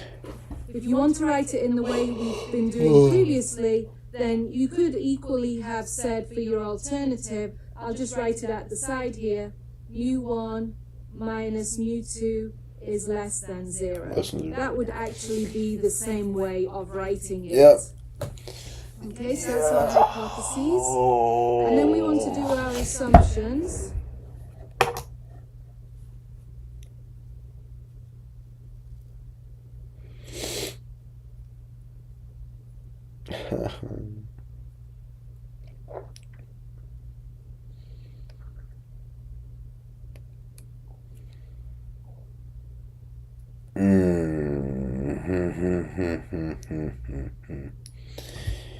In the dead of the dead to get by on you. And so for our assumptions, remember with the permutation test, we do still need to have quantitative response, especially if we're doing the means. And we do have a quantitative response here because we're talking about the number of servings of fruits and vegetables eaten each day. So we do have a quantitative response variable.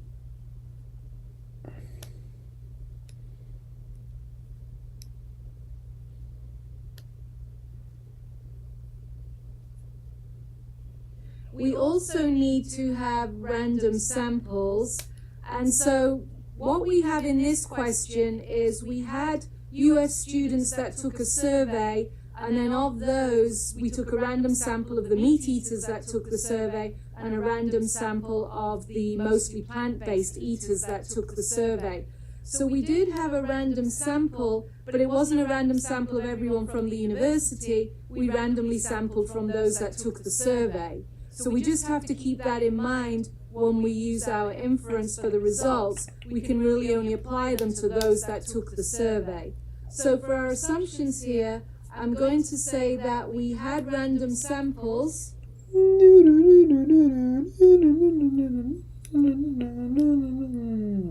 of students that took the survey.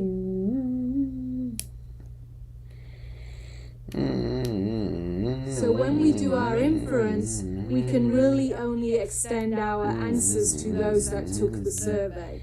Okay, so our results can only extend the results to this population. And that's the students that took the survey. Okay, so the next thing we need, normally had we not been doing a permutation test, we would have had to check if it was reasonable to use T procedures.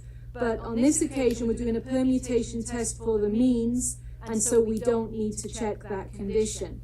So we're going to move on and do our test statistic. So this test statistic, it's a little different than for our previous examples when we've been doing the two sample means. Remember, we're doing a permutation test here. And so our test statistic for the permutation test is going to the original sample, and we take the sample mean of our original sample, subtract off the sample mean of our, so essentially the sample mean of our meat eaters, take away the sample mean of our mostly plant-based eaters, and then we need to find that answer, and that's our test statistic. And we only do that from the original sample. Remember, when we do this permutation test, we kind of put all of our data into a hat, and we kind of pull the values out of a hat and split them back up into group 1 and group 2, because we're saying that under the null hypotheses, if the distributions are the same, it doesn't matter what group they're in. So our test statistic is based off of the original sample. So we're going to go to ArtaStat now, because to do this by hand would be very time consuming. Well, the test statistic actually not so bad, because I could go back and get the average for the meat eaters and the average for the plant-based eaters from our original data set. But I have the ArtaStat output here, so let's look at that.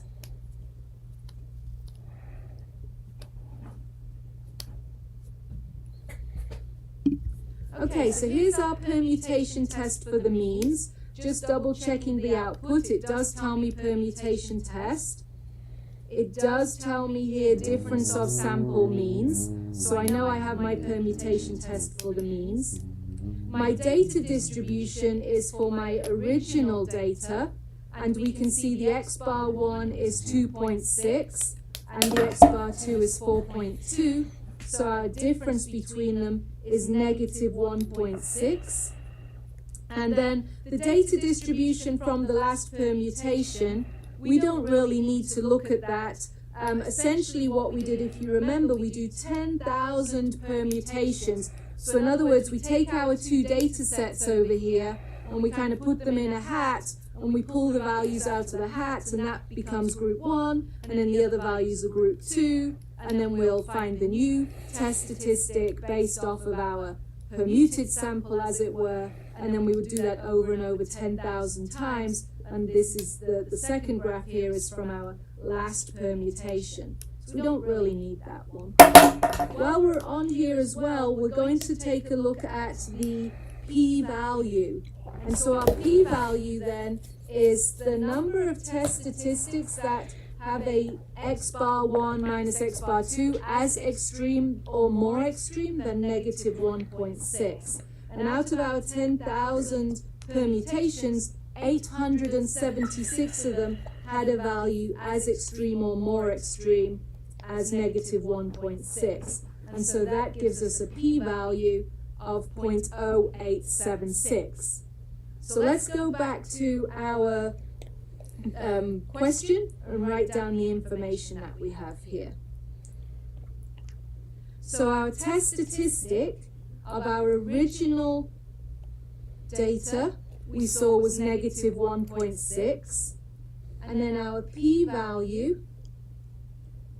So remember our p-value, that comes from every single time I do a permutation, I work out a new x bar 1 minus x bar 2, and then I look at the answer, and if it's as extreme or more extreme, so negative 1.6 or more negative, then I count that in my values. So what we had found was that there was 876 permutations out of 10,000 that had a test statistic as extreme or more extreme.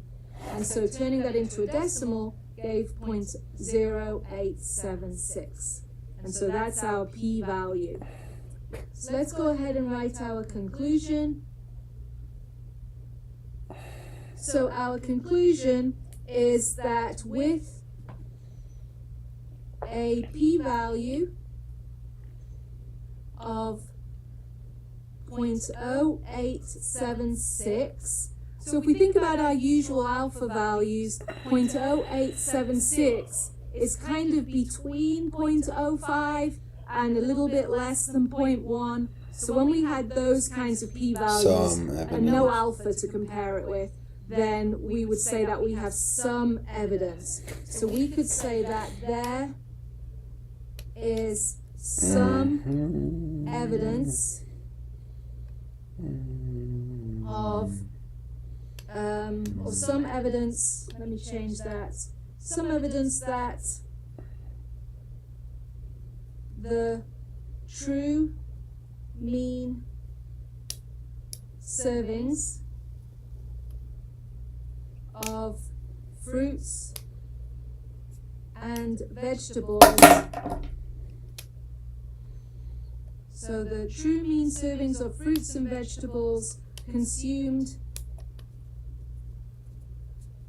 by UF meat eaters is, and then we have to look at our alternative hypotheses, and we were talking about less than, so is less than mostly plant-based eaters.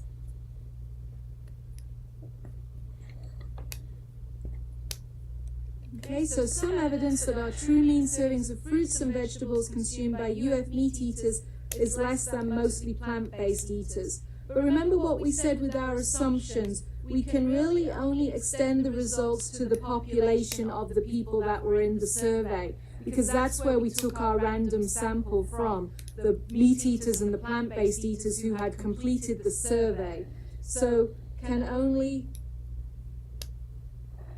apply this to those in the study. Okay, so that was for medians. So we're going to go ahead and repeat the process. Sorry, that was for means, not medians. I was getting ahead of myself. That was for means. We're going to go ahead and repeat the process for medians. Okay, so it's the same question. We're going to use ArtaStat to look if the number of daily servings of the fruits and veg eaten by the UF meat eaters is less than for mostly plant-based eaters. We just did the means, so now we're going to be looking at the medians. So we want to go through the same process. We'll start by writing the hypothesis, and then the assumptions, and then we'll look at the test statistic, p-value, conclusion. So let's start with our hypothesis.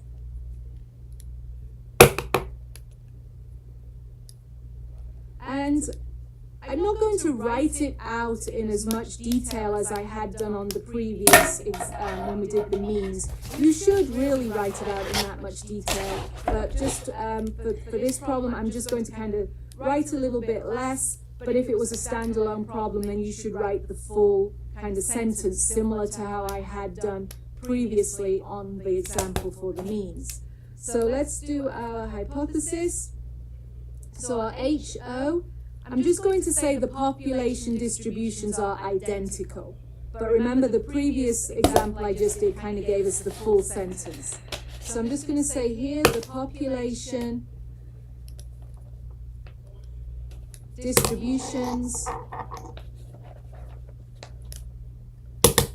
are identical. Okay, and that's the population distributions of the number of servings of fruits and vegetables eaten by our meat eaters and mostly plant-based eaters. And then our HA, and so remember we're talking about medians this time, okay, so our HA needs to be dealing with medians and not means. So for our medians, I'm going to say that the population median, because we don't really have symbols like for the mean, so we'll have to write it in words. So the population median for meat eaters is less than the population median for plant-based or mostly plant-based. Just put the extra word in there. Mostly plant-based eaters. Okay, so our hypotheses, I kind of shortened the null down a little bit, but the alternative, because we're dealing with medians now, I had to write that out and I don't have symbols for medians. Okay, our assumptions.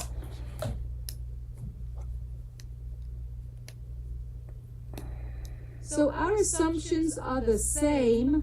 I need to have quantitative data and I need to check for a random sample. And so we had already checked those in the means example, so I'm not going to write them out again. So I'm just going to put a note here, see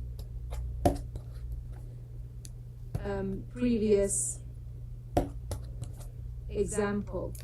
And so keep in mind that we had quantitative data, but our random sample was taken from those that completed the survey. So our results will only be applied to those that completed the survey.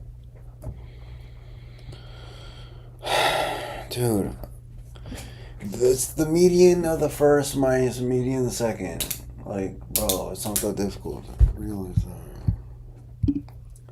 And so now for our test statistic.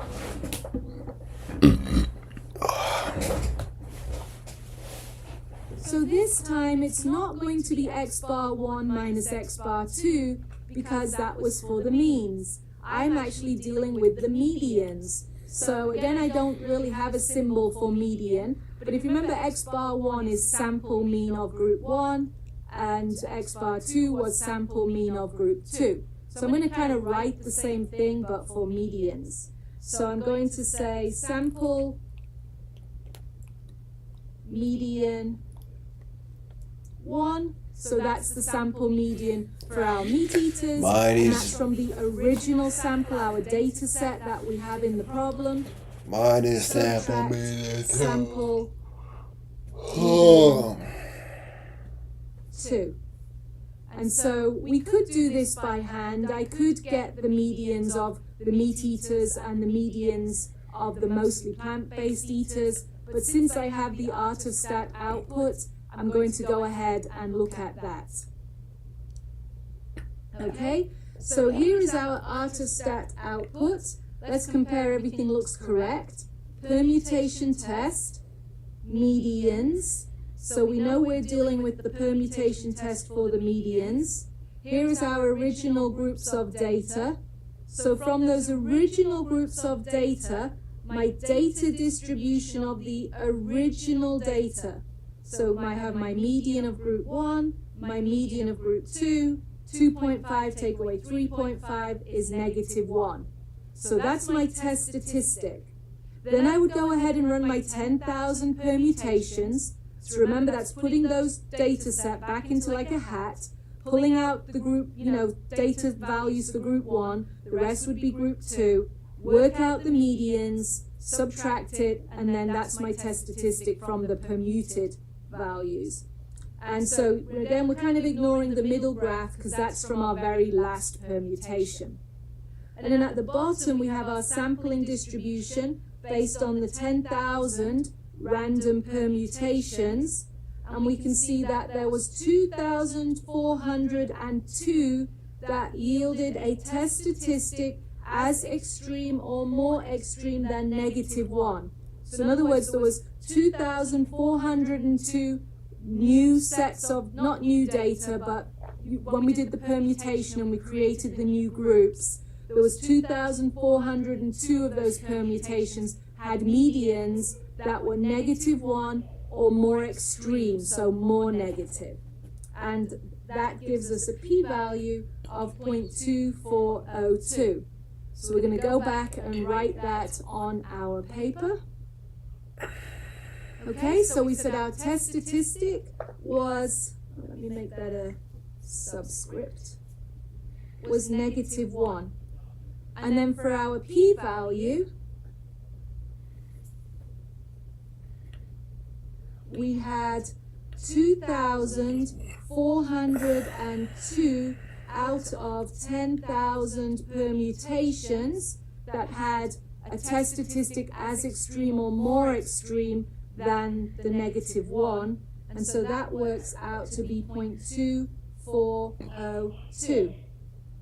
And so now we can write our conclusion.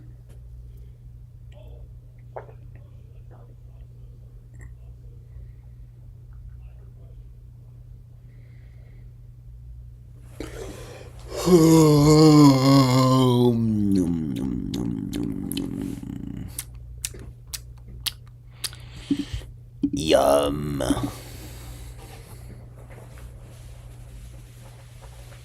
So that's a large p-value, isn't it? So let's start off by saying with a p-value of 0.2402. So I'll just put in parentheses here that that's large, because if you think about our usual alphas, 0.01, 0.05 and 0.1, it's larger than all of those. So this is a large p-value, and when we have a large p-value, we fail to reject the null hypotheses.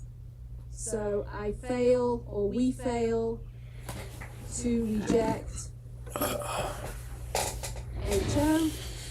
So because I fail to reject the null, that means I do not have significant evidence for the alternative. So no significant evidence that the median for meat eaters is less than the population median for plant-based eaters. So let's go ahead and write that.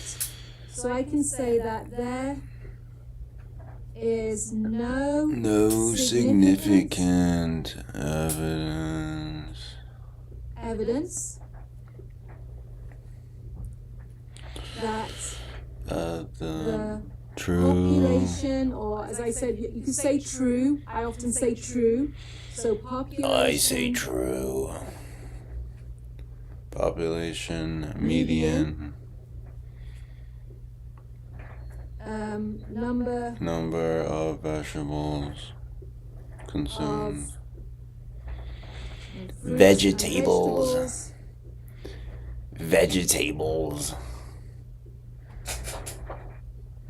Is less for meat eaters than vegetarians, than veggie eaters.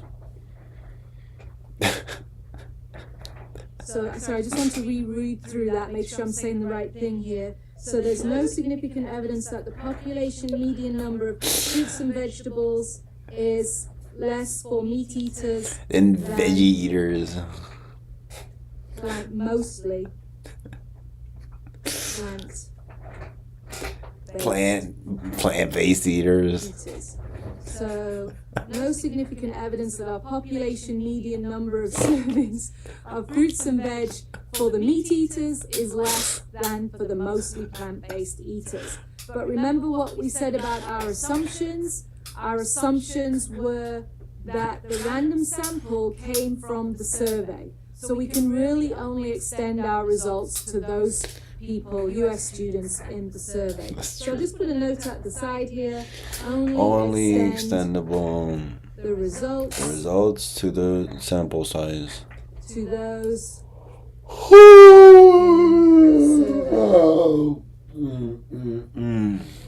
So that's doing the permutation test for the mean ones. Alright, so we're going to do the example one more time.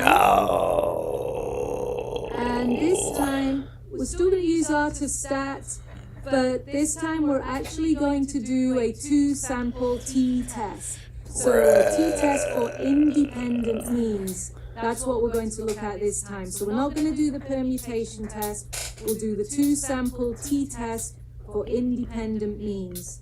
So let's go ahead and go through our process. So we have our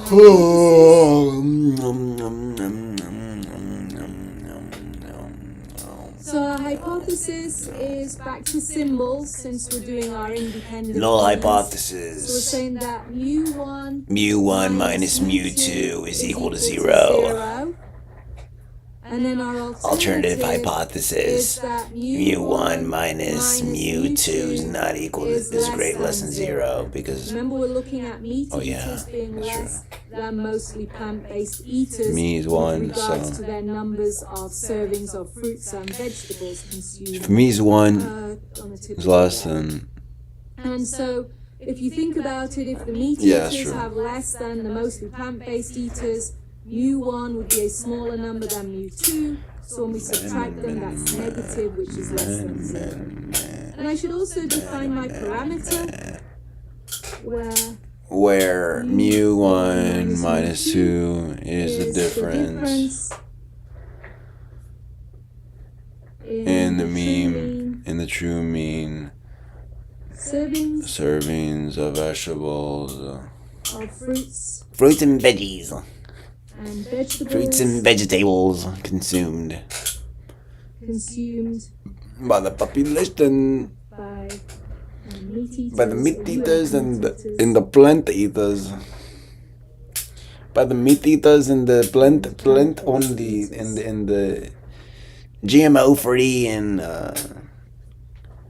plant veggie based and Okay, and then we would now want to check our assumptions. lab grown meat eaters. So our first two assumptions are the same. Quantitative. Permutation test. Quantitative Quantitative data. yes, because we have numbers of servings of fruits and vegetables. So we have quantitative Quantitative data. And is greater than 30 and for that's our both. number of servings. Wait, no, it's not. Our simple random Simple sample. random Actually, sample. for the 2-sample mean, we need independent random Independent samples. sample So we need to means- select from 2 independent populations. And we have done that, but again within the survey. Within the survey we had meat eaters, and we randomly selected from those. And we have plant-based eaters mostly, and we randomly selected from those. So we do have the independent samples. They are random, but again, only from the survey. So we do have independent random Random samples sample from the survey. from the survey.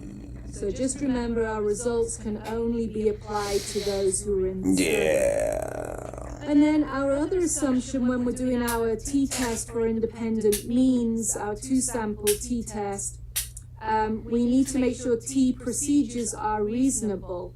So we would need to, somewhere in the question, have it tell us that the distribution of daily servings of fruits and vegetables for each of the 2 populations Is normal. which it didn't. And then we need to have sample sizes of at least 30. 30, I knew it. Which we didn't. So Sample then 30 we would have to sizes. plot the data. So we're going to need to plot the data. Plot And the we would data. have to check for strong skewness or outliers. Plot the data. And so I do on the next page here have our output from artostat.com. So we're going to look at the output to see if T procedures are reasonable. And while I'm there, I'm also going to make a note of the test statistic. Fuck you, bro. And I'm going to make a note of the p-value. So we're going to get a few pieces of information off this output. So let's have a look at it. Okay, so you can see here it does tell us in the title, inference for comparing two population means. Here is our two groups. And you can see here is our alternative hypotheses, less than, and we are doing a significance test. So the first thing we wanted to look at is if T procedures were reasonable. So if you look at group one, their box plot, it's actually not bad, it's fairly symmetric. The issue comes with group two. Uh-oh, we have an outlier, You 10. can see that we probably have some right skewness to it. And also looking over at the histogram, which we don't often have, but on this occasion we do, it doesn't appear as though it's an outlier on the box plot, so it's probably just an extreme value. We never learned officially how to know for outliers, but the box plot isn't showing it that way, but there's clearly a gap here between the other values and that value. So it's certainly a long way from the rest of the data. So we probably have strong skewness here, and the issue being we have, just the small sample sizes. So it's probably not okay to use T procedures, which remember we said that's what's good with the permutation test. But anyway, we'll go ahead and solve the problem anyway. Here is our test statistic, negative 1.5179, and then we have a p-value of 0.0738. So let's go back and make a note of all that information.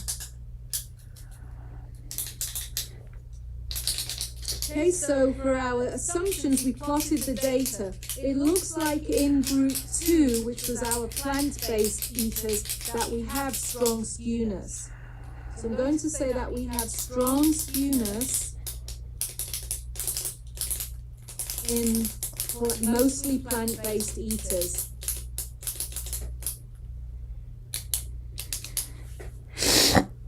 So together with the small sample size, oh, hurry up.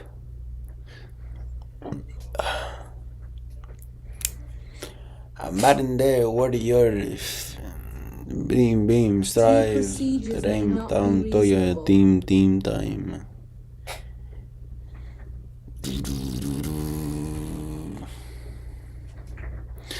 Strong skewness and mostly plant-based eaters take it out the small sample size. T procedures may not be reasonable. T procedures may not be reasonable. So there's actually a number of issues, isn't there, with doing this by the T test, the two-sample T test for independent means.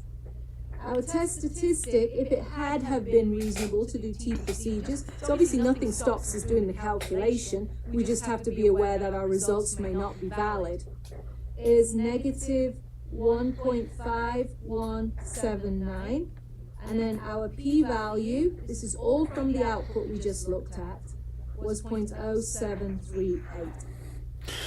If T procedures were reasonable with a p-value of 0.0738, how much evidence is there of this difference in the true meanings?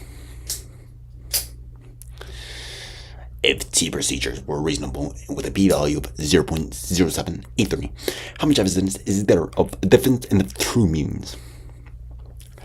I would say, based on alpha levels of 0.05, which we unfortunately do not hit, if there is, however, we do hit the 0.1 alpha level, so I'm going to say there's some evidence. So let's go ahead and do the conclusion, but with all our provisos that T procedures may not be reasonable, and we really can only apply those results to the survey people. So I'm going to say that with with a a p-value of 0.0738. So again, thinking of our usual alpha values. Usual alpha levels. It's higher than 0.05, but it's less than 0.1. I just said that. So it's between those. So I would say that we have some evidence, So I'm mother. going to say that There is some evidence that the true mean serving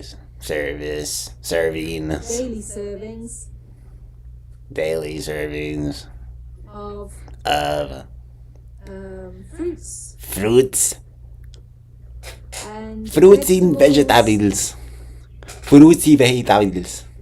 So some evidence Frutas y of daily vegetables. servings of fruits and vegetables Frutas y vegetables of meat eaters is less than mostly plant-based plant-based GMO eaters with the lab grown meat. But keep in mind we had two problems. First of all, we can really only apply our results to the study, so can only apply the results to the survey, to those in the survey, because remember we had done a survey, in the study survey, on those that answered the survey, and the sample that was where we size got our survey sample size from. study size And then survey. secondly, the The T procedures cannot be used, unfortunately, because we have skewed data. So Results cannot be used because we have skewed data. The results cannot be skewed. Invalid. as T procedures The procedures cannot be used. Unfortunately, my mouth cannot use the procedure because we don't have valid data. Okay, so Ma'am, I don't think you really understand. We saw how to do it with the means, we saw how to do it with the medians in terms of the permutation test, and then we saw how to do it with our two-sample t-test for independent means. Ma'am, I'm sorry, I don't think we can use the deep procedures. I would love to go forward, but unfortunately you can't handle the neutron style. Okay, so we made it, everybody. Yay! Well done. We got to the end of the class. Yay! That was our last example. So congratulations. I hope you enjoyed the class, and I wish you luck on whatever it is you may do next, whether it be another class or a job or whatever it is you may do next. So goodbye and good luck, everyone. Bye-bye. Thank you. Unfortunately, ma'am, you can't handle the neutron style. Sorry, kid. I don't think you can handle the neutron style. I don't think you can handle the neutron style. The neutron style neutron. Bro, it always does this shit. It says, oh, someone typed in chat and no one fucking typed in chat, bro. Stop lying. Sorry, kid, I don't think you can handle the neutron.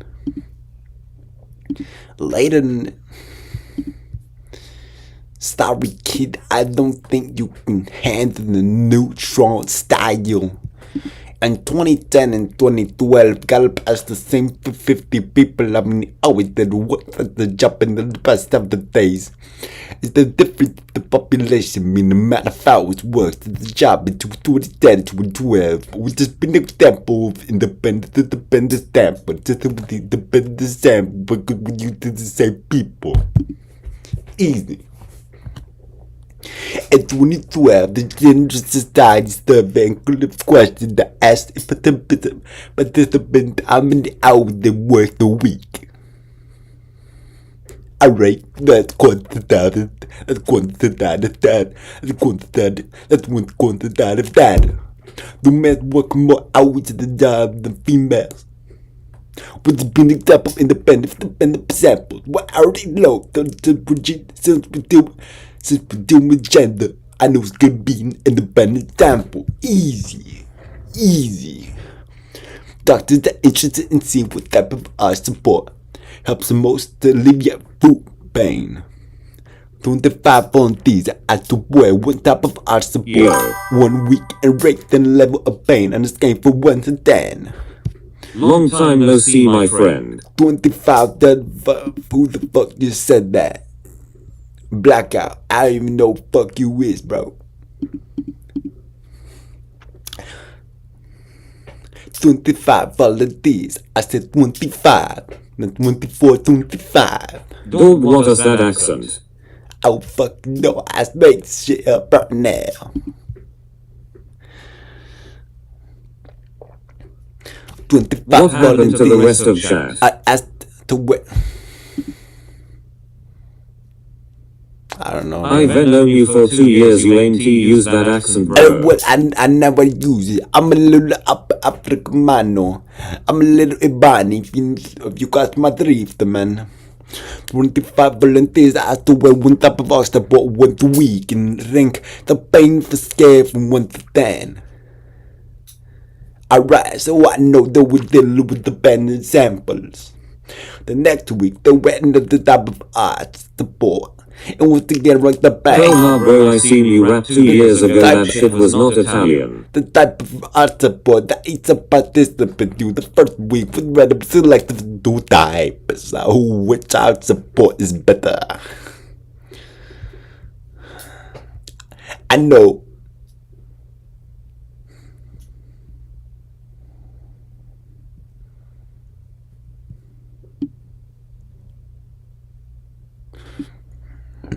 Dog, what are we doing? I know that we get the means. So since we're grabbing means, I know we're working with means. So we're comparing means.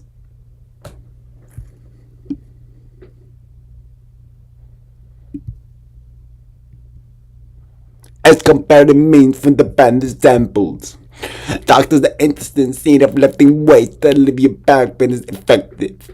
25 volunteers, like I said, 25 and 24, 25.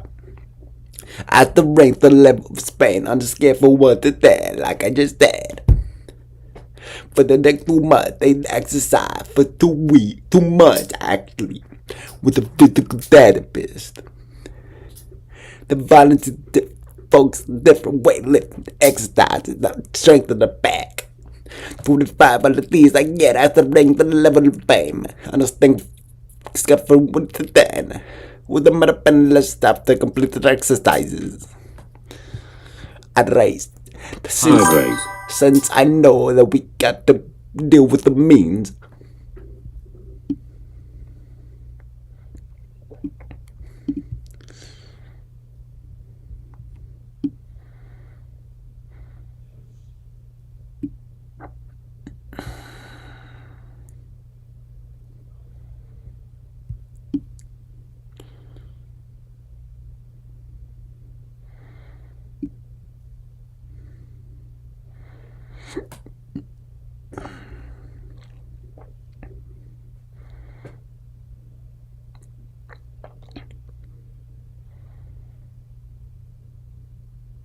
How does an elephant hide in a tree?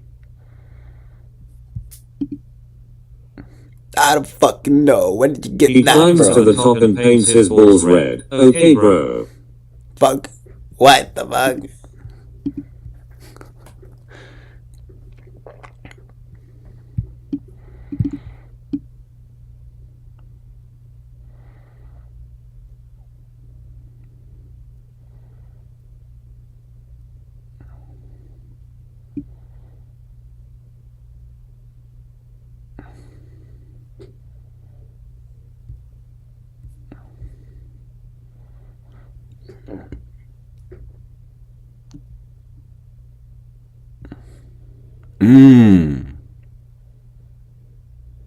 Helen Keller walks into a bar.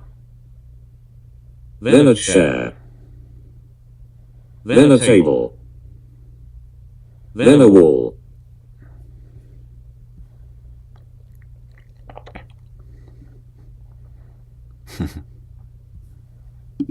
That wasn't too bad, I won't lie.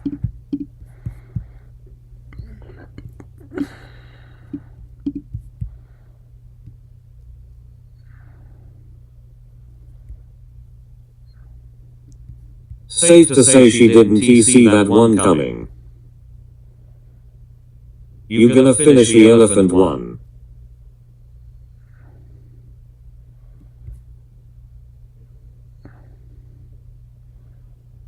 Oh! Oh!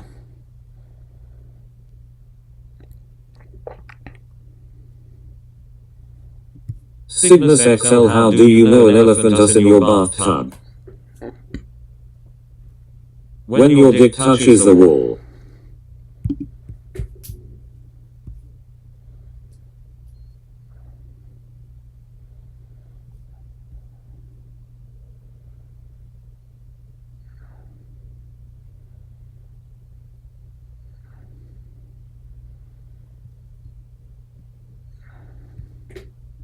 IFLOWKIRKENUINTOLOGICHEALOWSTAT cooked.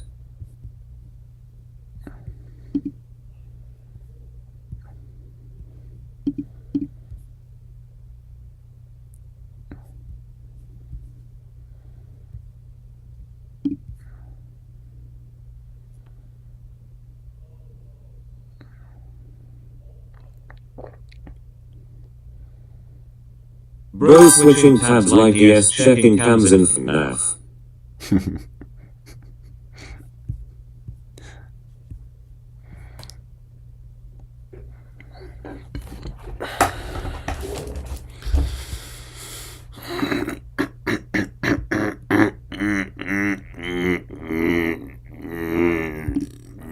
Goddamn.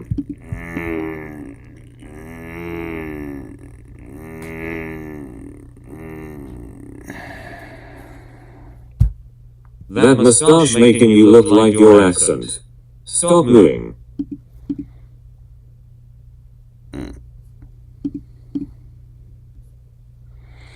Wow. Whack I already have a cow, I don't need another one. Well, maybe if you lose the weight, maybe then you wouldn't be such a fucking cow. You know what I mean, man?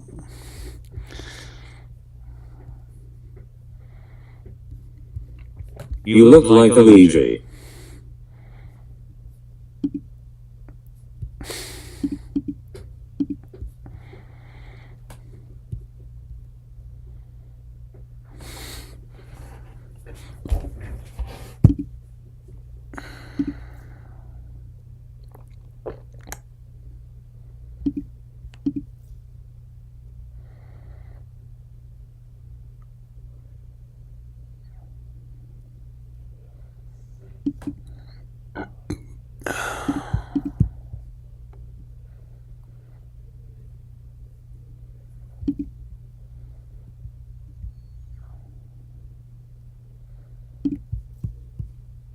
Stop burping in my S's.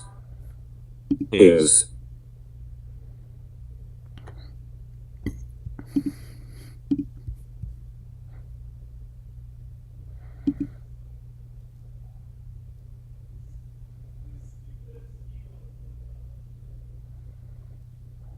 I can smell your breath from that shit.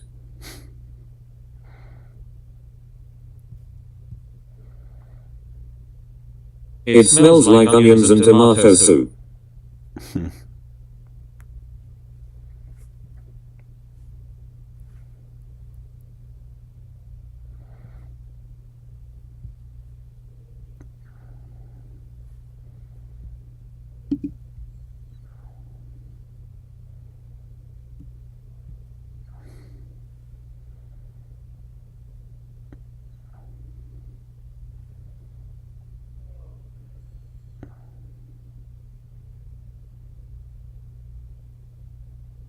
One 5K followers and bro gave himself an accent.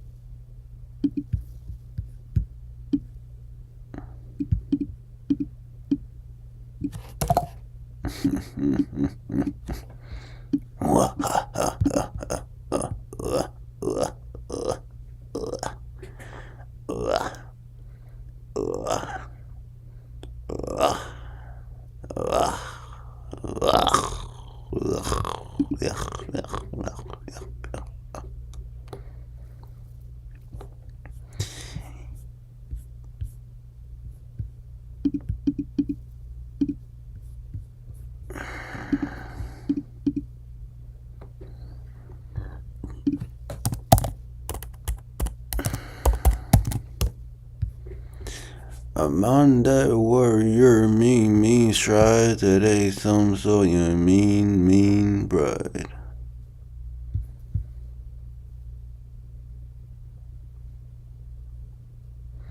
Do do do do do do do do do do do do do do.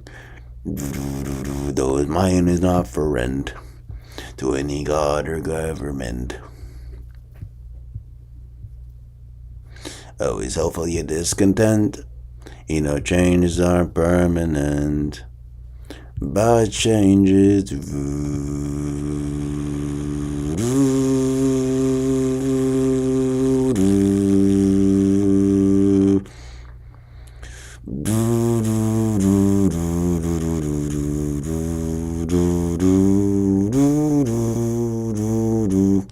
What you say about his company is what you say about society. Catch the mist, catch the myth, catch the mystery, catch the drift.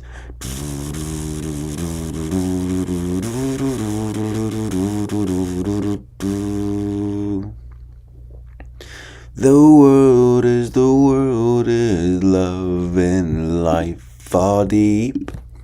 Maybe as his eyes are white. Exit the time. Exit the time. Goodbye on you.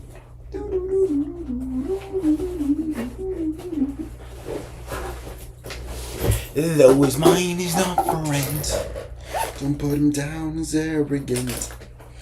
Always hope that you're discontent. You know changes aren't permanent, but changes.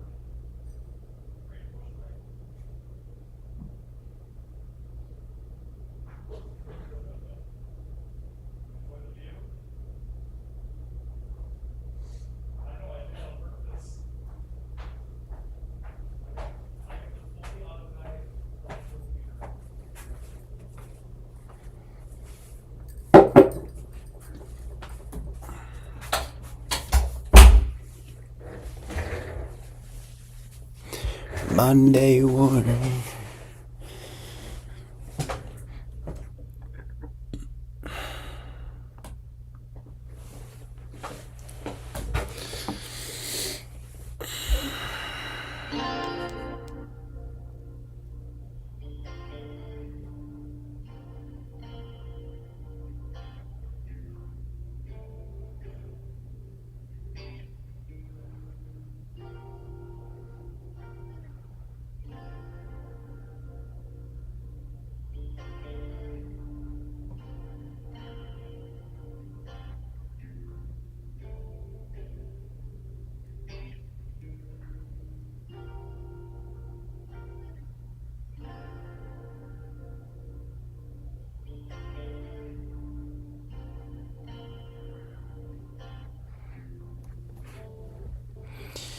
What the fuck is a Brazilian wax?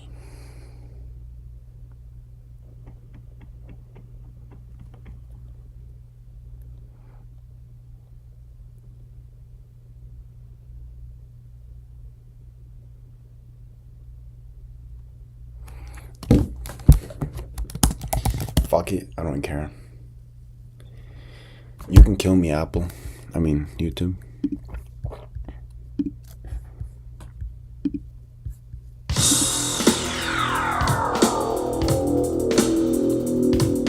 A Monday warrior, mean stride. Today's Tom Sawyer, mean pride.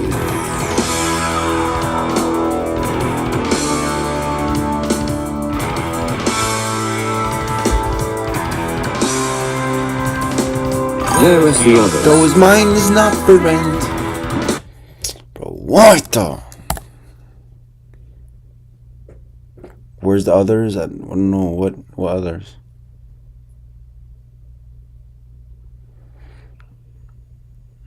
You literally, you ask yourself that question and you answer your question.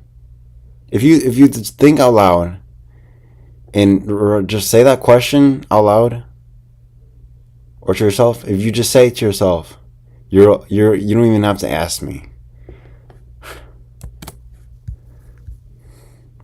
Don't put it down as arrogant. It's reserved for quiet defense. Writing out the day's events. The river.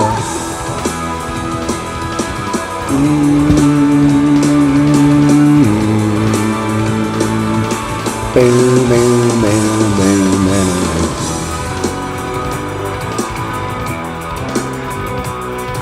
And what you say about his company is what you say about society.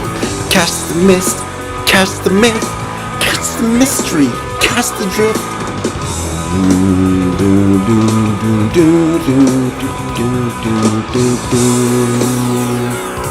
The world is love's in life are deep.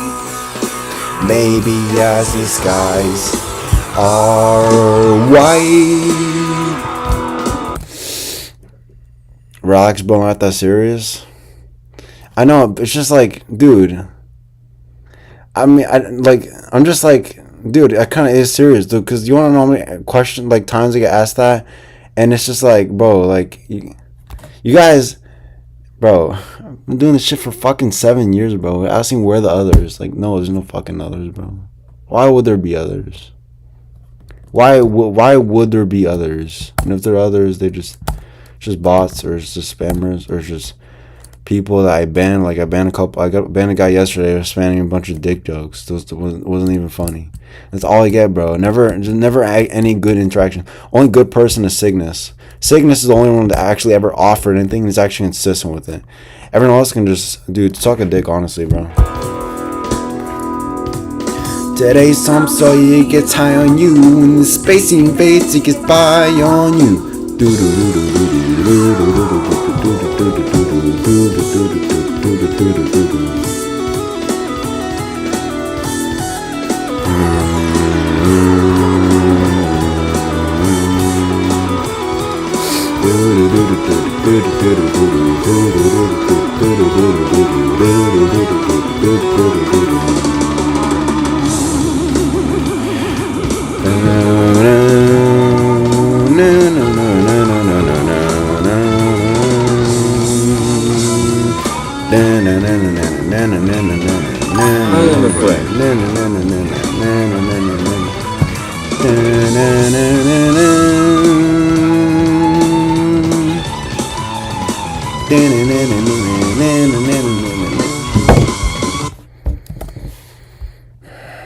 I'm a friend.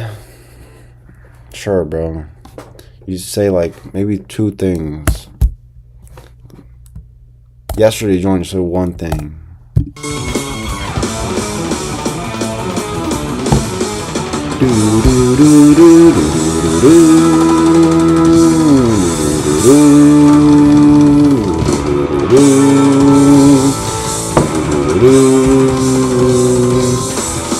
No, his mind is not for rent.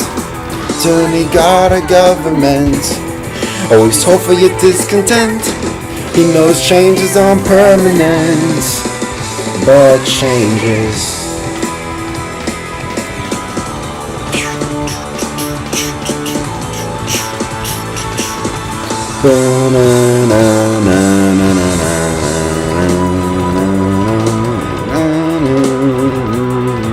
And what you say about his company is what you say about society.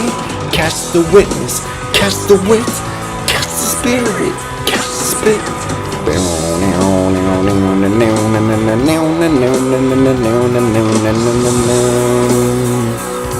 The world is love and life are deep. Maybe as his eyes are wide. Exit the word today's time so it gets high on you, and the energy you trade it gets right on to the friction of the day.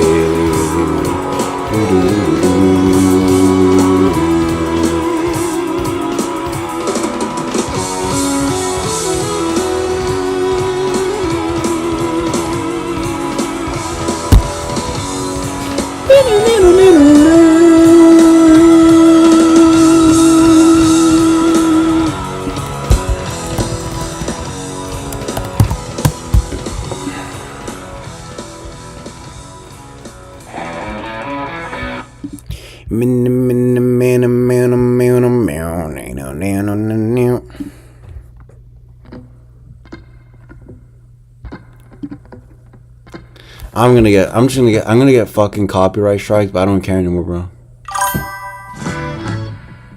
You a cool dude, remind me of my bro who passed. Stay happy, bro.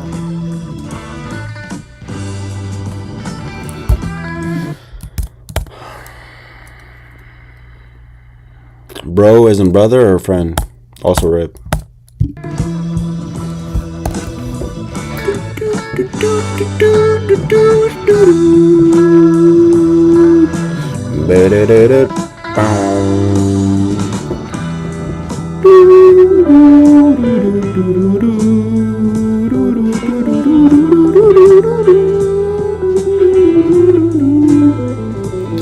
If you smile at me, I will understand, 'cause that is something everybody everywhere does in the same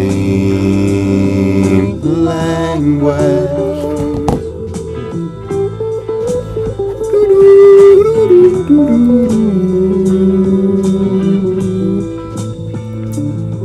I can see by your coat, my friend, you're from the other side. There's just one thing I've got to know. Can you tell me, please? One.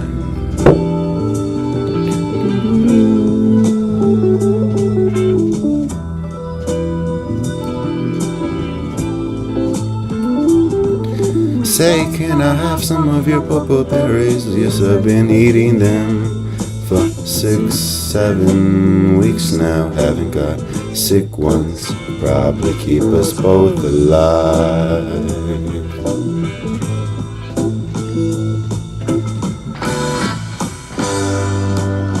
Wooden ships on the water, very free and easy, you know the way it's supposed to be. Silver people on the shoreline, let us be talking about very free and easy.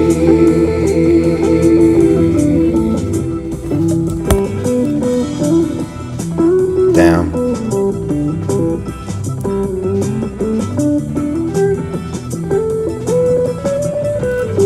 Sorry for your loss. Over grips as he watch you die. We can do is echo your anguish cries. Stare as all human feelings die. We are leaving. You don't need us.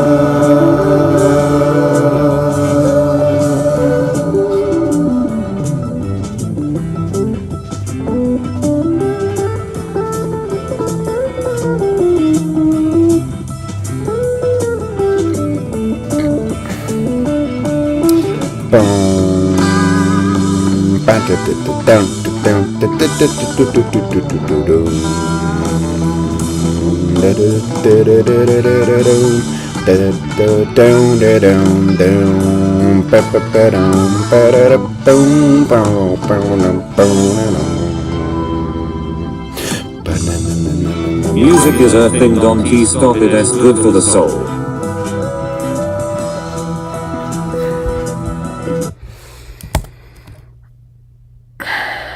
Yeah, bro. I love music. I just like I can sense like so many levels in songs. So many like the backing vocals and the whatever, like all the different types of production. I mean, I wouldn't really say, I don't know. It's my thing. So I'm not gonna do this when I'm older, but yeah.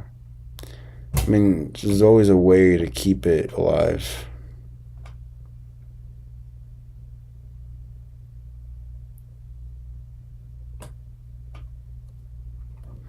I have a question. You said you're like 20 something. I'm just wondering, like, I mean, I don't want to say that like a 20-year-old or 20 whatever you are doesn't have time to go on Twitch, but like you spend an unusual time on my stream. You said you're a banker.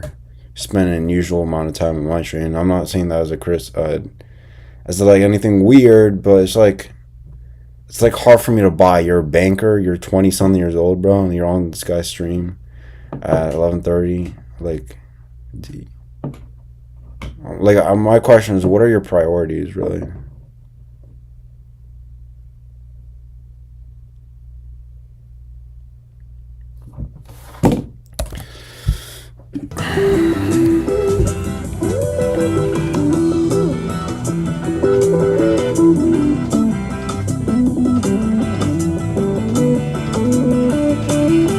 Go take your sister then by the hand, lead her away from this foreign land, far away where we might laugh again. We are leaving. You don't need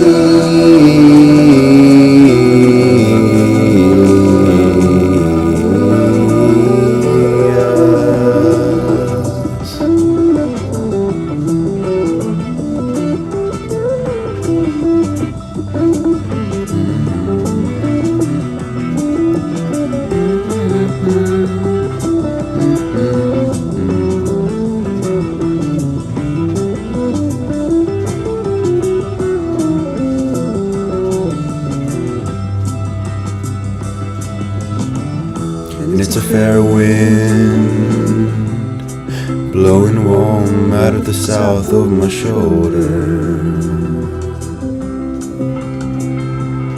Guess I'll set a course and go.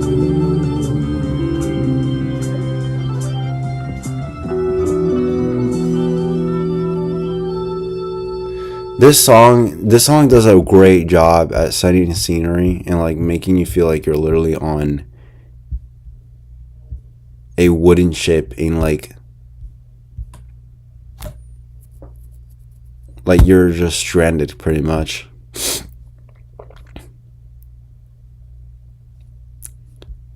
It impresses me so much how people create this imagery. And it's like the production value, I mean, it's crazy. Like even the tonal pitches on the voices here, like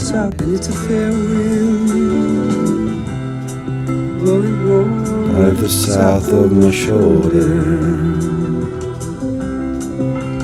Like there's a bunch of stuff that if you listen to the song you probably wouldn't even realize, like tonal inflections here. And if you hear in the background this the instruments that they use.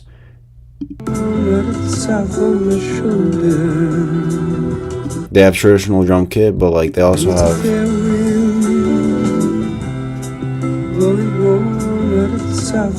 you got your chord line with the guitar. But then you have the they use the, it's not accordion, it's fuck. Oh. Not accordion. Damn, bro. What is that?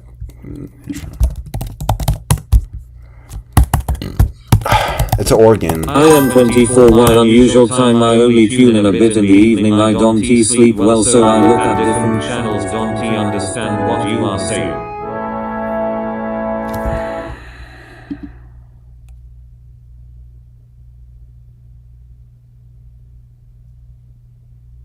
I don't sleep well. I don't know how that fares well for a banker, bro. You're handling financial statements. You don't sleep well. I'm not sure. Also concerning. It's not even an organ. I don't even know what the fuck I'm saying, bro.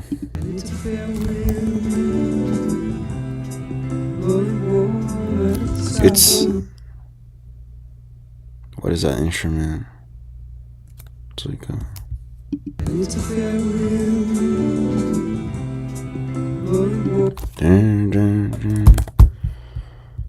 It's like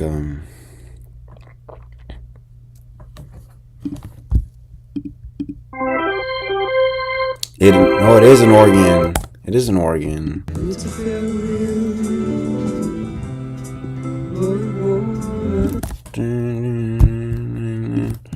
Play.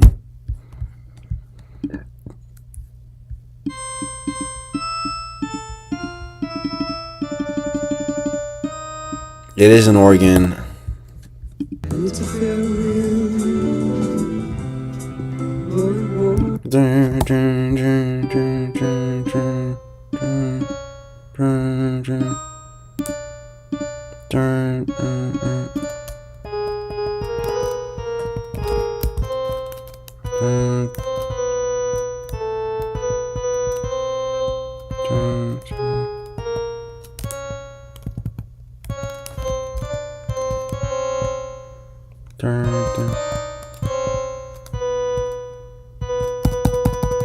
That's the key.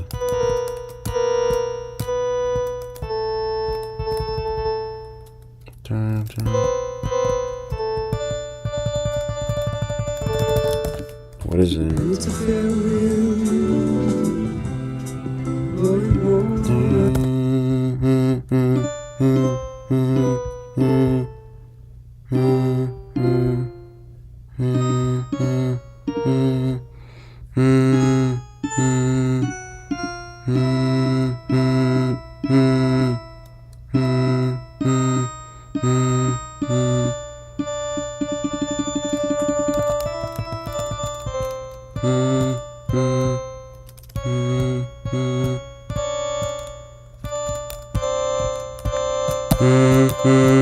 That's it.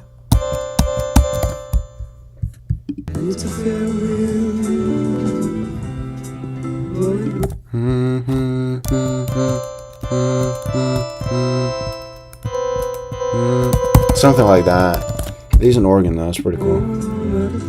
Over my shoulder. Guess I'll set a course and go.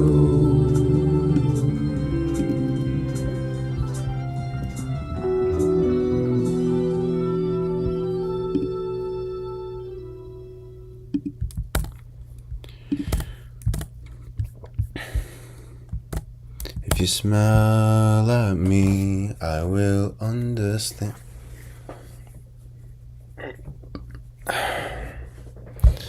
If you smile at me, I will understand.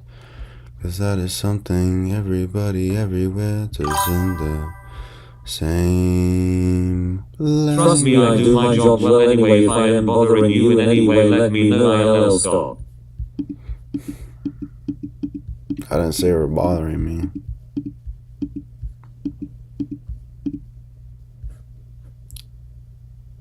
I was just questioning the situation.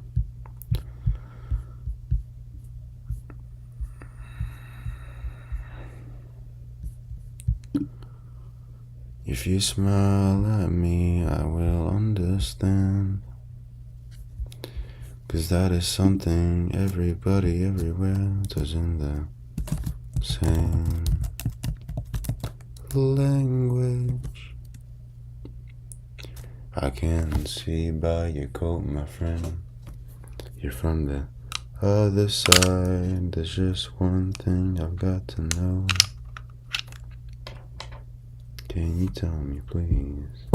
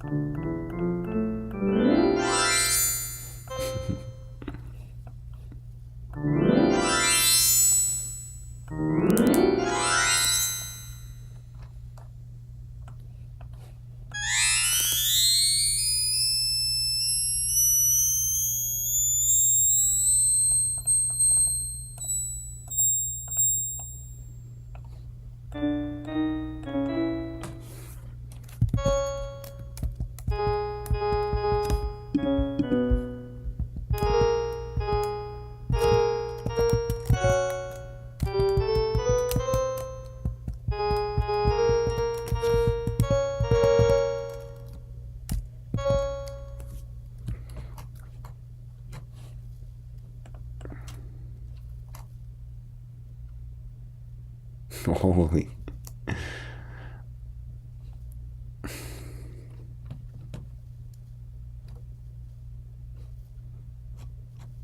I have to keep blowing my mouse to get my scroll wheel to work.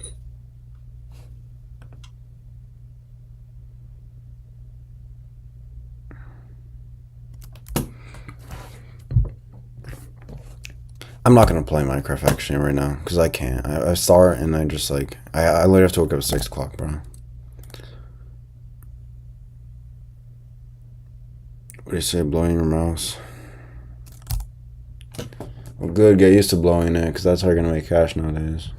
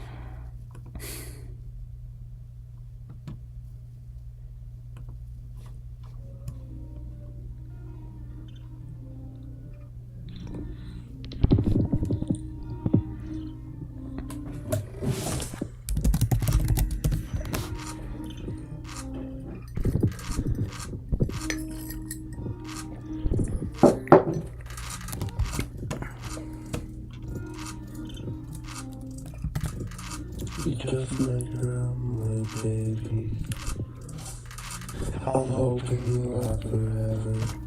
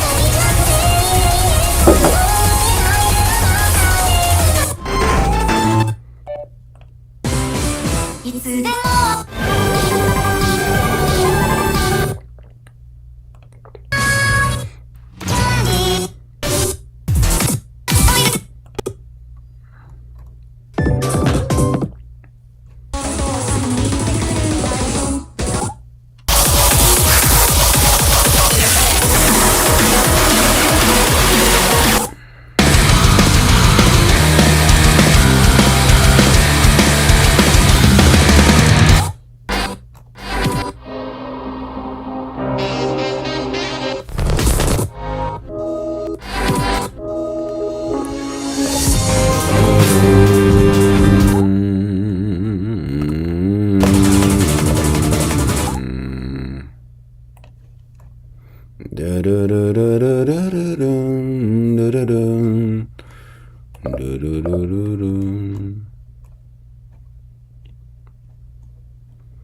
is it all anime, bro?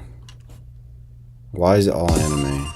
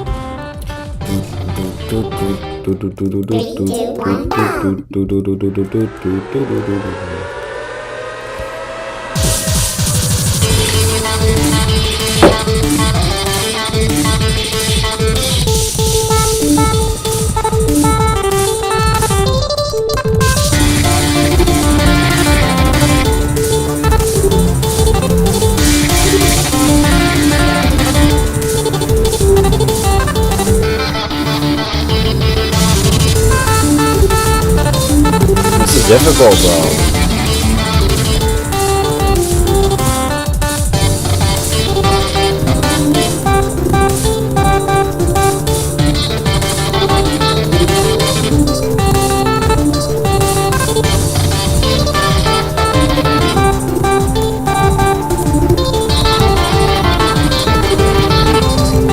I can't do this.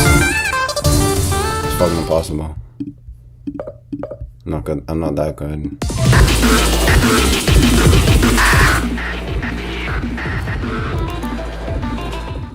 Three, two, one, go!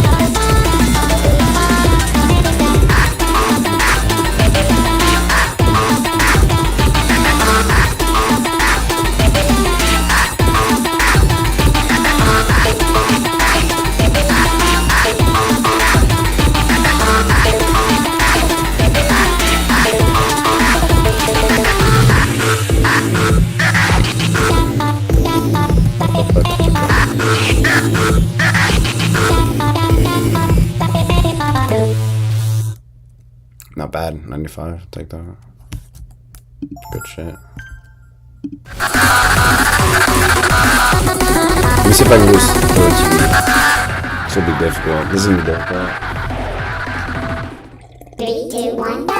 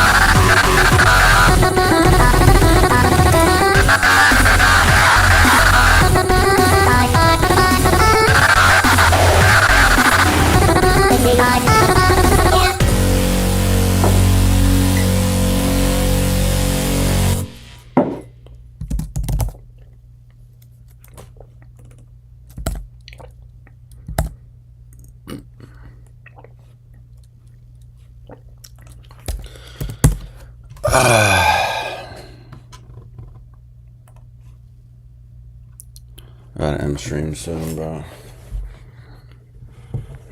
I call it your life plan. Life plan? Life plan. We're not leaving anything to chance. Everything's here, oriented top to bottom, left to right. Let's take a closer look. The minute of the hour of the day of the week of the month of the year of your life, everything. Got it? It's even got a chart for all your birthday gifts, like your 9th birthday coming up. Microscope, perfect for the Worth Academy biology curriculum. It's already wrapped. Oh, yes, wow. But for now, all your attention should be focused here. The first day of your new school. We've got 53 days of prep time, which doesn't sound like much until you break it into hours, 1,272, or minutes, 76,320. Only then do you realize how much can be accomplished. You will use those minutes, hours, and days according to this. Because let's face it, you're going to be all alone out there. All alone. Right. You're going to make a wonderful grown-up.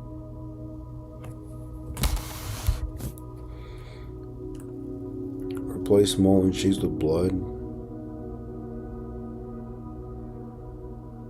Sure, bro. I don't know what you want me to tell you about that. Thank you, Mom. I am back. What time you start tomorrow? It's the day decided. Again. It's you. I can't. You go. I've got the life. You're my senior VP.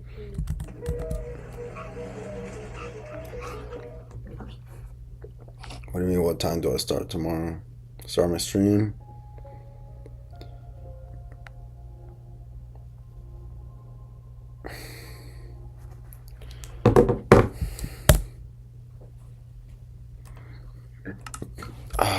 Bro, it's...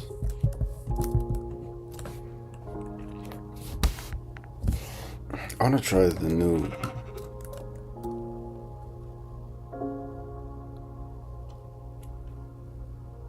Try it.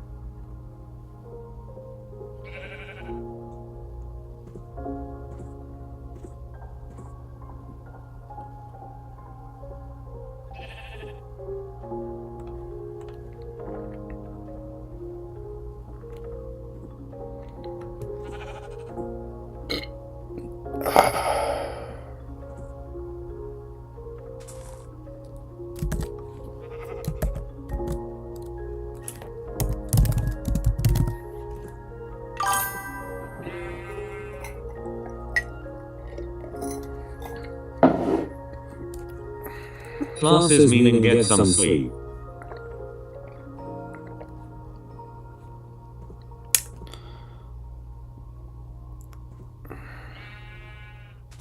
I know, you're right. I just want to try this one Minecraft enchantment, bro.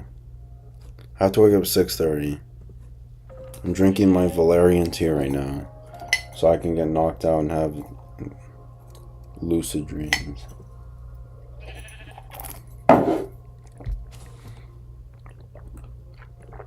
It's really weird though.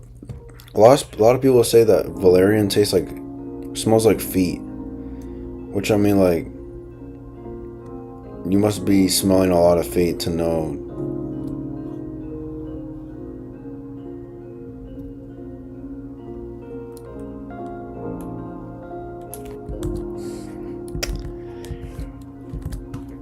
To know what.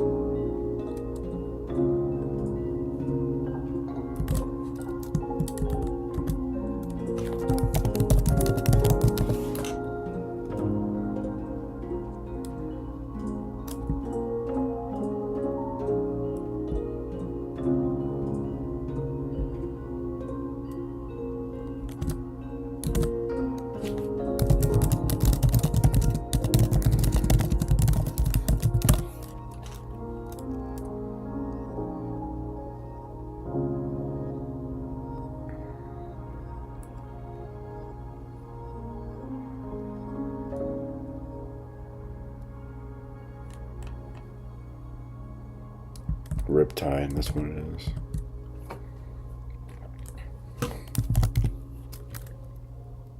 Riptide 3. And then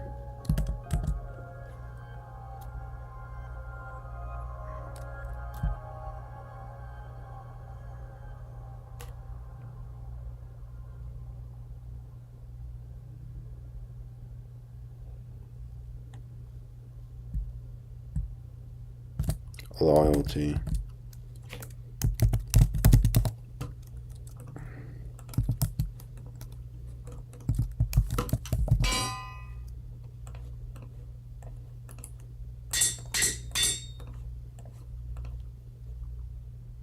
Bro, I can't both of them.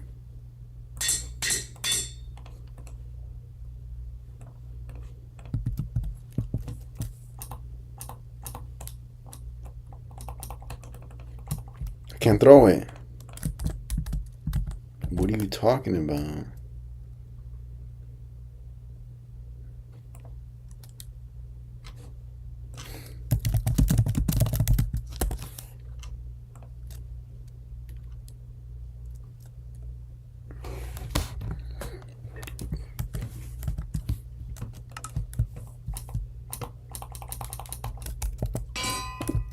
What?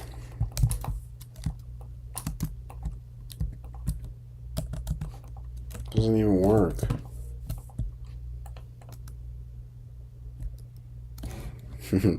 Trident, ew. What?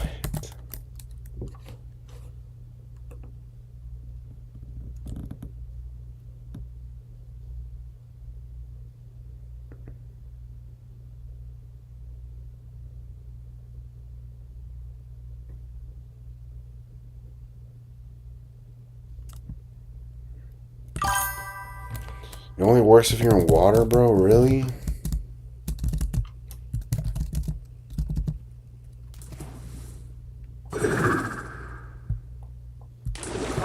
Oh, you know what would be cool, actually? I got an idea. Well, peace, bro. Enjoy your night. Stay happy. Life is sweet.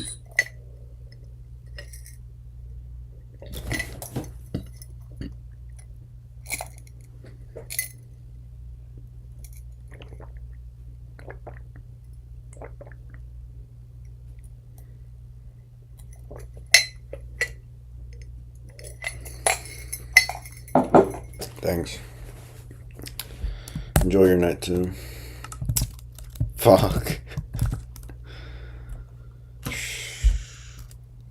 What's it called?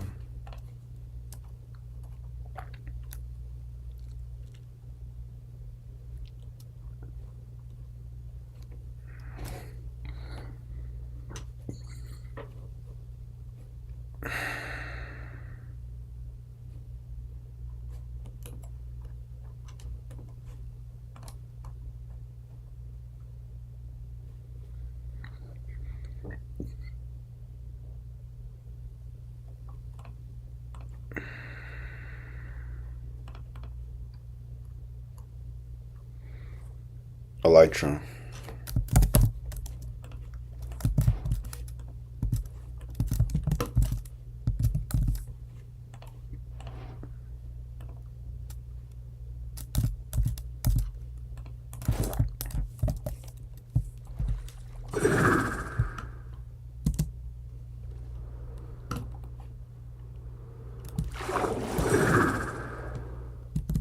There we go.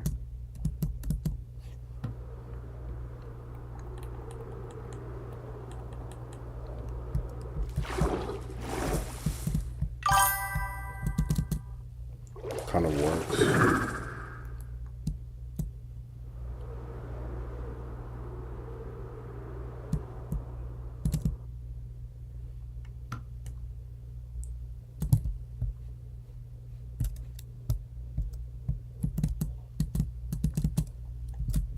I was just playing the FNF on Roblox. You were earlier. Is 84 accuracy on a 14 difficulty good? It's better than me. Dude, that's really good.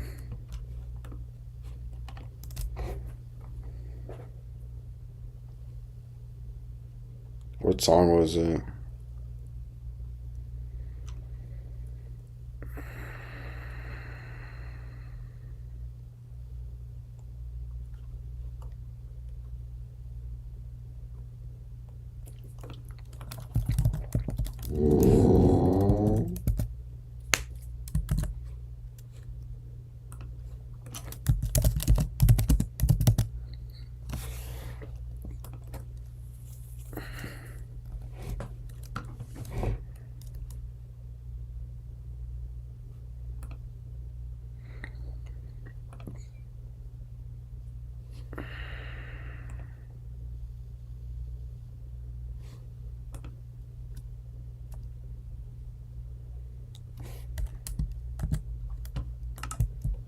Can you sniff seeds?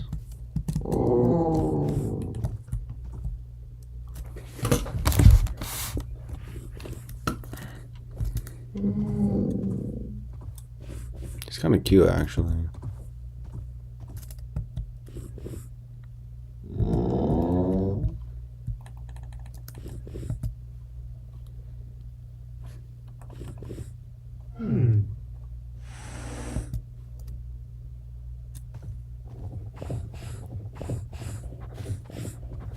Can I write you?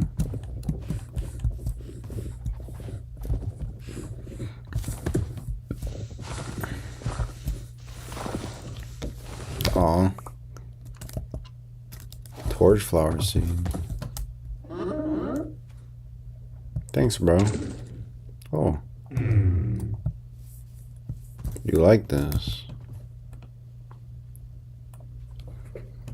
Well, guess what? I'm gonna give you more.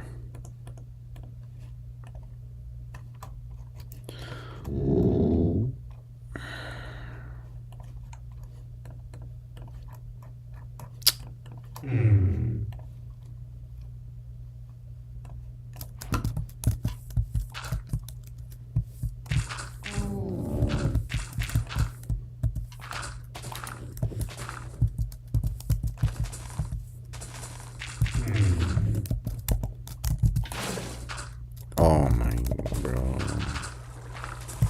It's not even.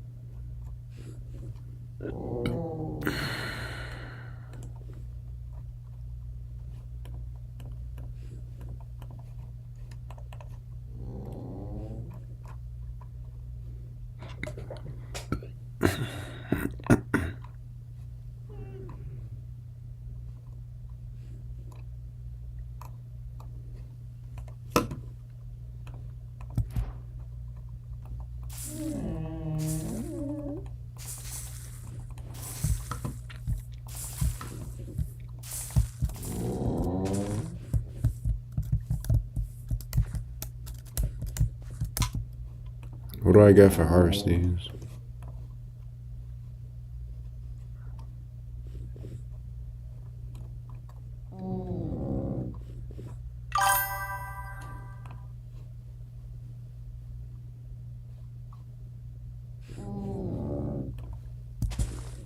Bro.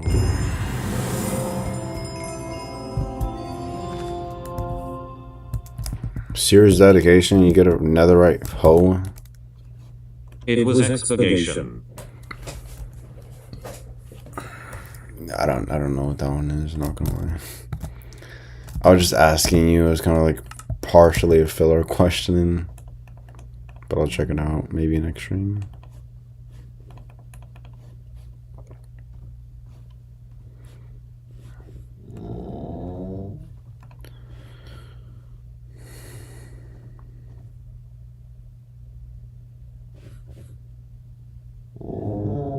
Tadpole.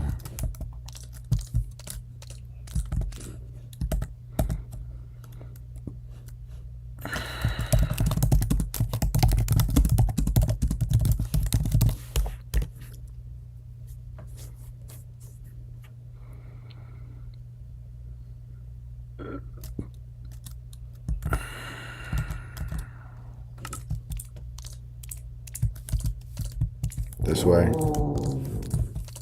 This way. Bro. There you go.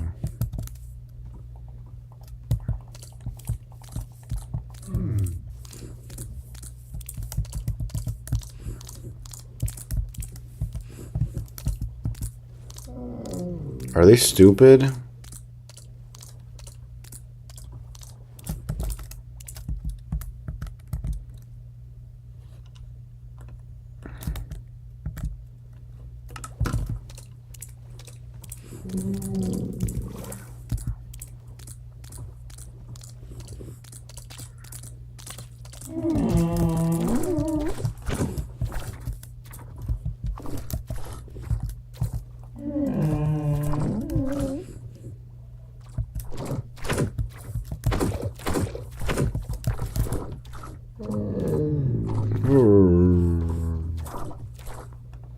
What is copper golem?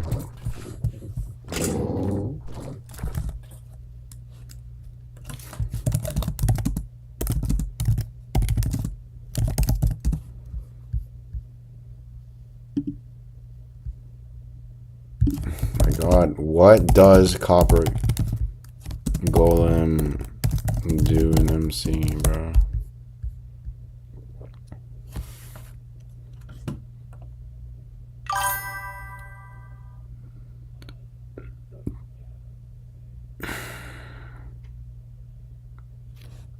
Bros desovering the last 3 years of Minecraft updates. Deadass, I've never seen this thing in my life. Storage assistant. What, so they pick up copper?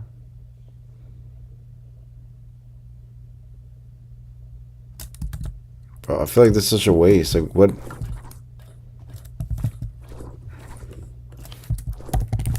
What is he gonna pick up a block of copper?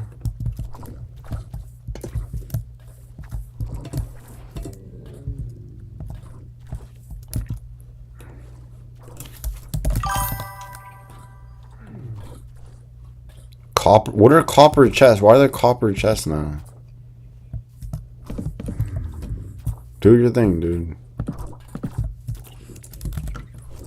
If you put down a copper chest, they will take things from that chest and sort it into the others. That's like the sole purpose of a...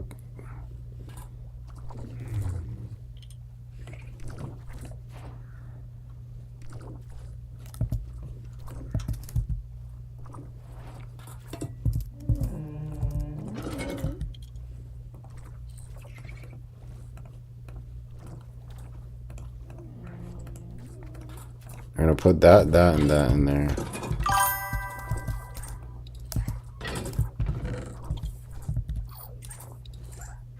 What the? It's a sorting system that doesn't take like 20 iron per chest.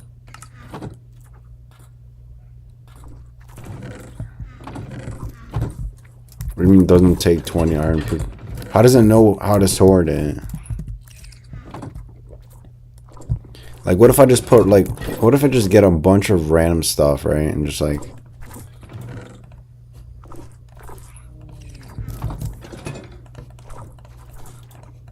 And then put, like...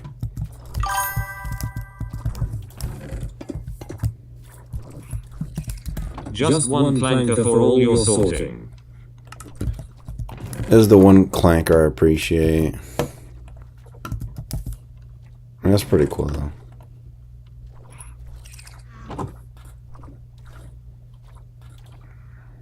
How about frog? What does frog do?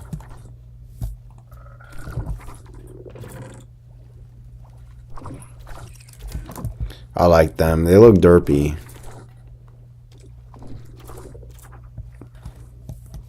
Does he eat mosquitoes? I don't... Are there mosquitoes in the game? Oh my God, look where the sniffer is. It's all the way over here. I'm gonna go all the way over there, actually, to the village.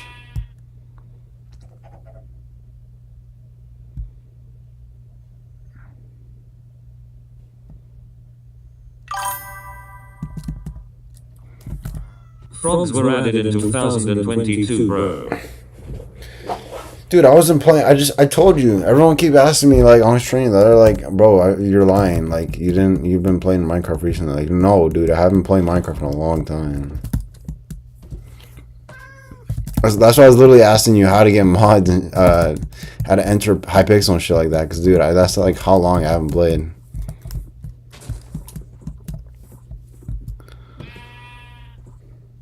I don't even know what Nautilus does either.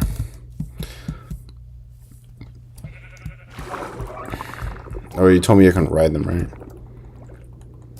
So you need like a Nautilus shell or something, right?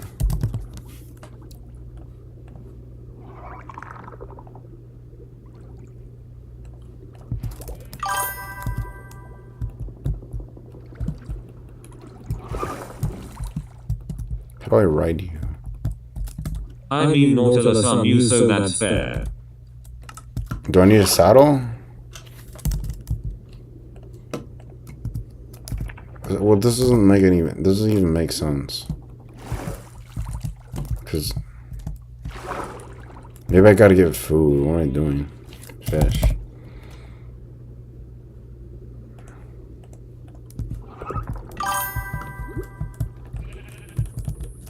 I think you need to tame it with fear. I don't know.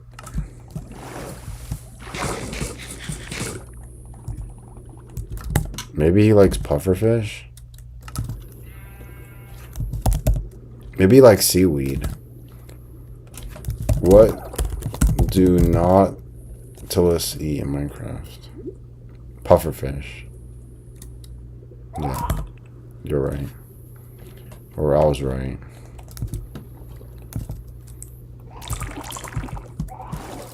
What the hell just came out of him?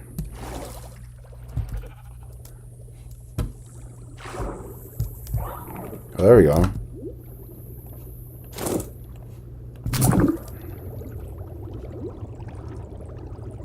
Well, that's sick, dude. Now you got underwater mobility.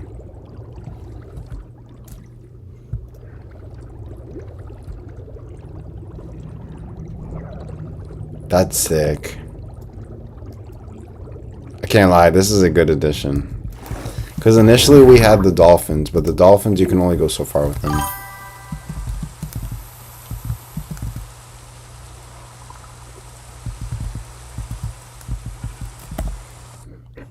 It's perfect. Do you drown while on it? I forget. No, you don't drown, apparently. Copper, snow golem. They finally have a snow golem spawn egg. I've been literally spawning them for so long. Thank God they added that. I've been manually doing it on creative for like the longest time. Campbell husk? What?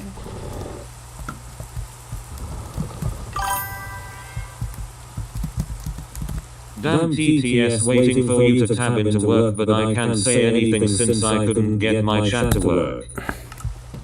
What happened with your chat? I think that's just a base thing on Java, same with iron golems. Interesting.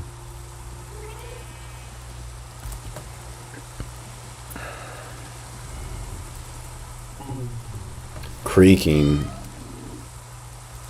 I like how creepers still like they're, you know, like the iconic creeper skin.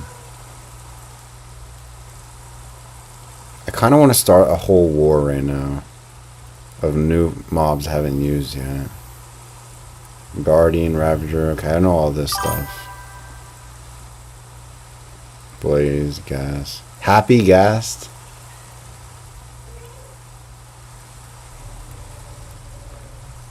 Strider. I had to redo everything because it deleted itself then after. I don't know if it was showing up on stream. Damn, really? What is Happy Ghast?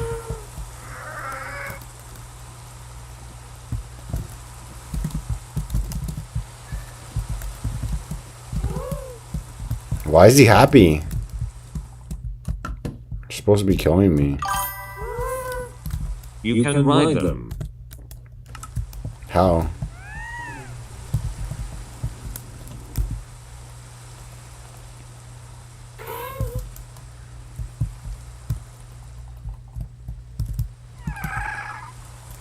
Do I need to give it, like...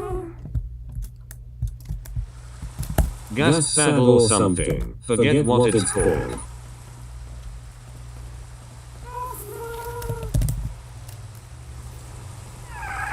Dried gas?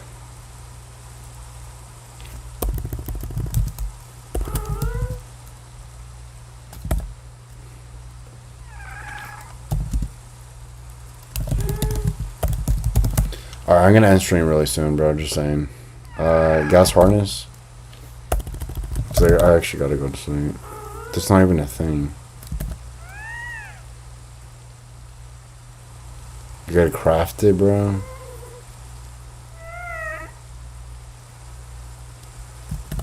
Brother, what are we doing? You're making me craft now?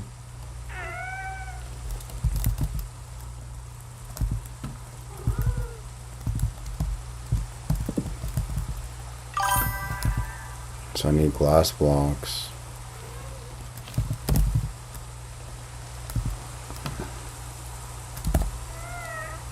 Just search harness. I tried that already. Oh. I can spell.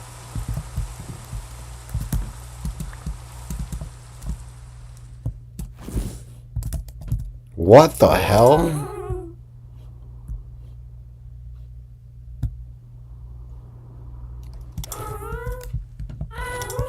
This is weird. When did they add this?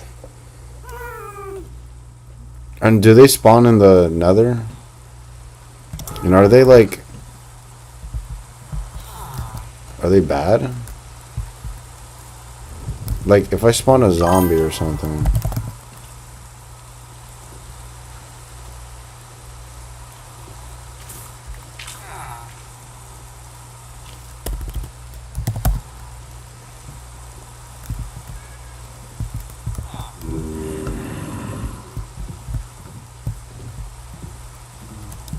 No, I spelled it right. You need to soak them in water from the dried gas found in the nether 2 or 3 updates ago. You gotta soak them up. Interesting.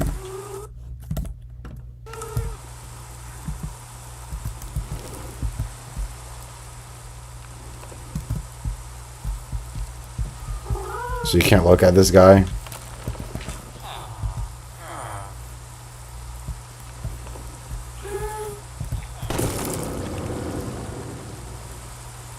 I just killed him with 1 hit. Is that normal?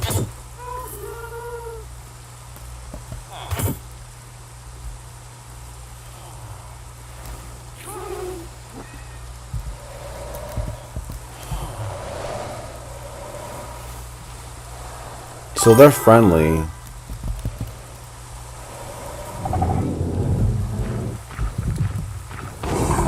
They are broken when they aren't spawned properly.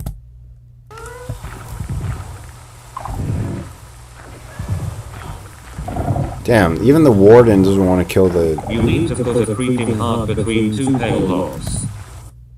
Why?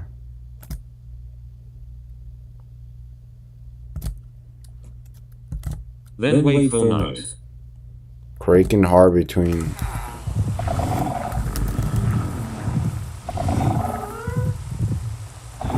To spawn the freaking properly. Pale eggs? Oh, pale.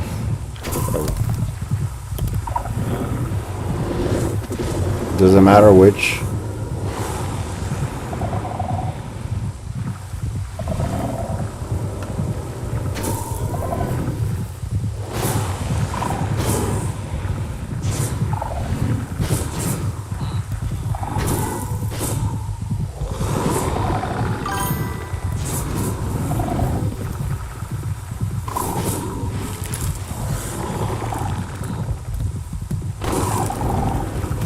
Vertically so the heart is in the middle.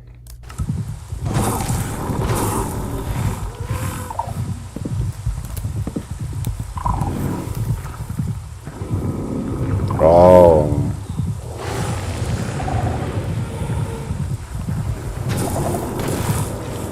He still dies though. I don't get it. Oh, you said wait until night, right?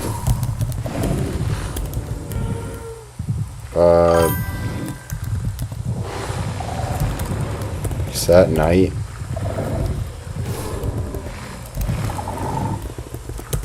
If you wait for night, it will spawn one. How do I make it night? Is there a command for that?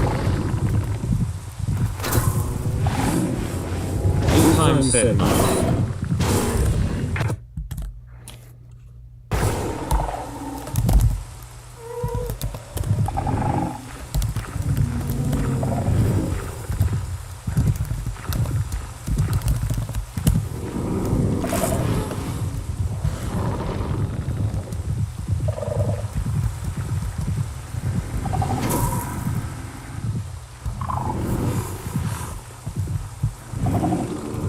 He's not spawning.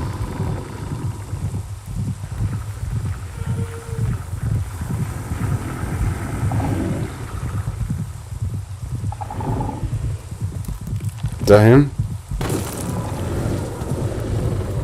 I think I just killed him. Oh, there's another one. Oh. Try midnight, I think it takes a second to spawn. Okay, that's him. So he doesn't die? How do you kill him? There you go. Like, does he get... Can he die by anything? And bro, I wish Minecraft added more mobs like iron golems. Like that will do damage that are against the monsters, you know what I mean?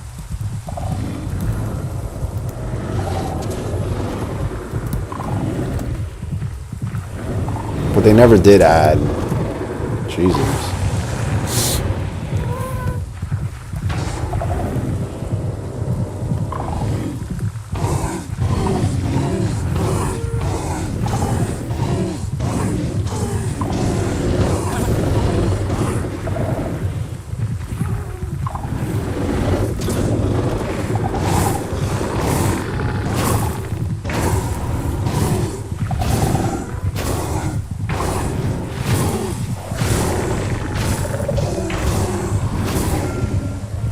Damn.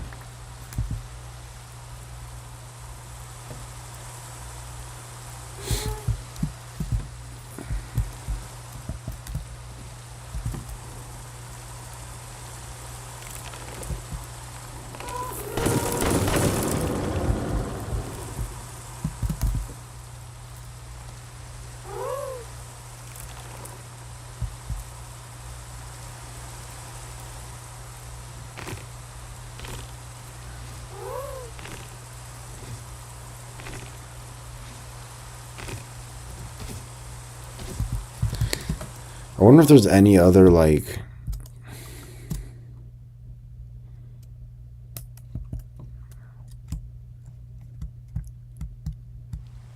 mobs or like biomes I haven't found out any or like I haven't checked out yet.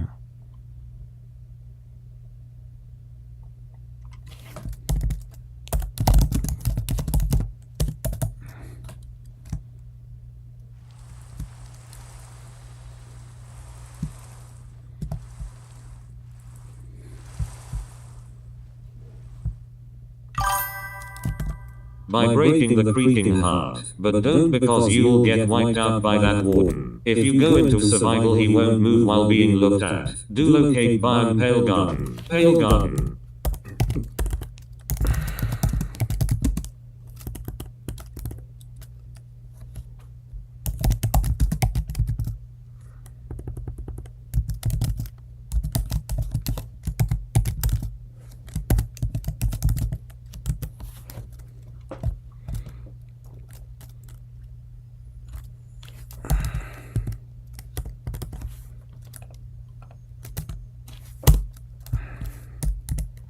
Negative 1,470.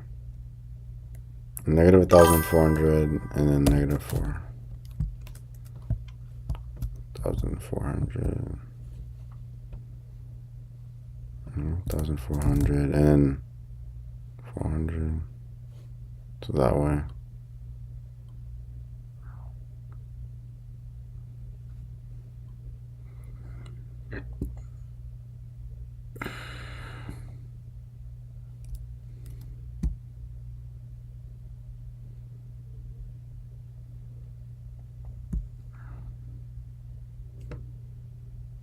Here we go. Click on the chords. It will teleport you there in chat. I'm already here.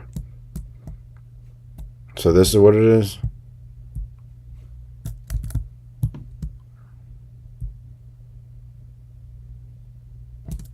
Well, look at this. That's a huge one. It's still going. They are always tiny.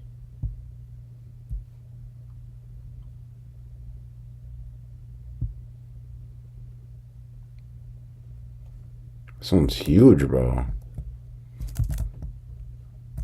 They are normally like 40 trees. They got like 400. Wait, and it still goes. Look, there's like this little section over here. It's kind of weird. I don't know if that's normal.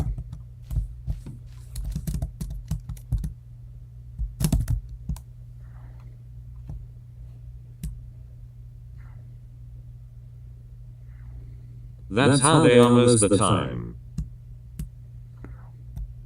So if I go in survival now, right?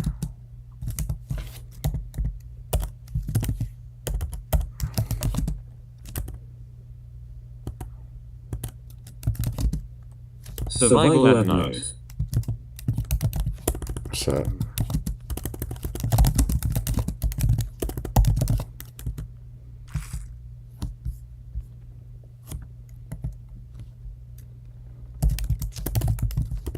How do I set Gamma mode survival acting.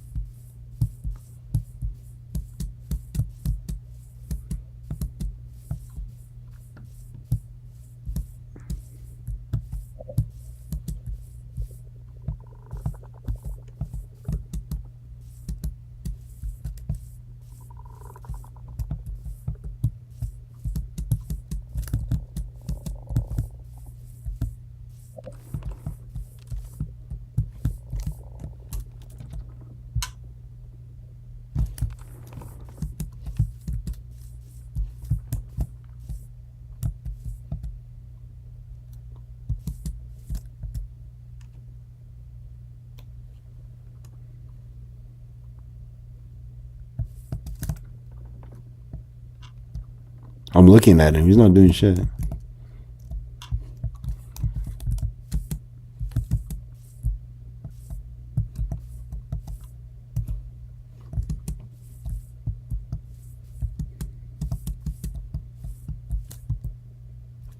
You need to get closer. What if I don't want to get closer, though?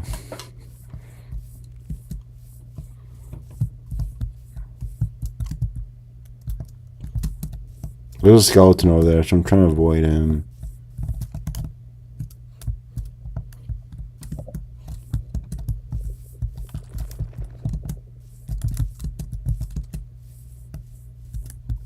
What are those flowers?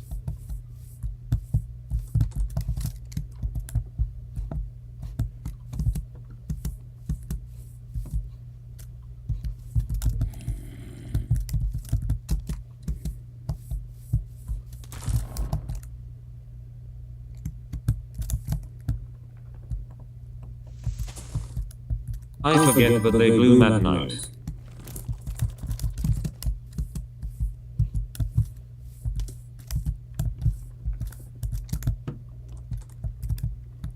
He can't do anything.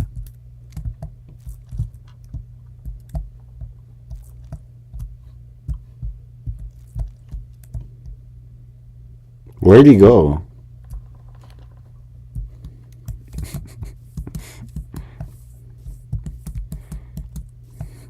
Go on the ground.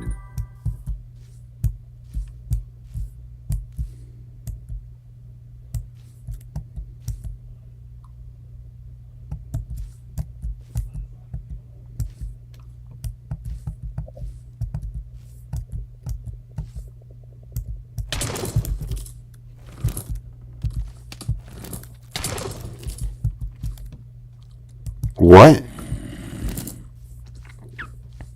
Oh, so it's the opposite of Slenderman.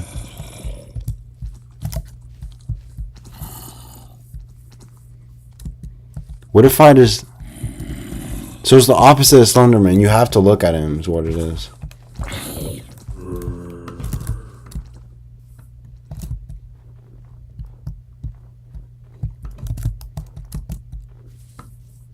I wish they did more damage and were faster because they just aren't a threat. Wait, so they can only attack in the biome that they're in?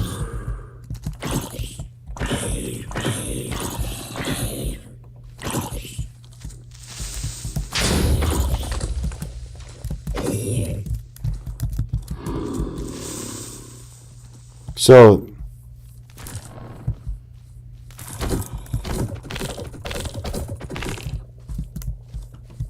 Like, yeah, it's not that much damage.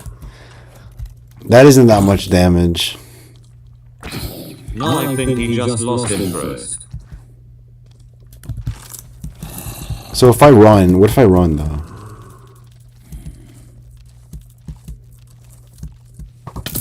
Fuck. They should do like 4 hearts with no armor. Oh, I got armor on.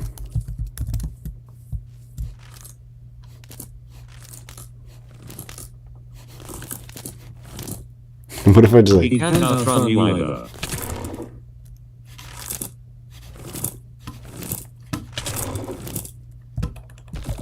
What if I do this?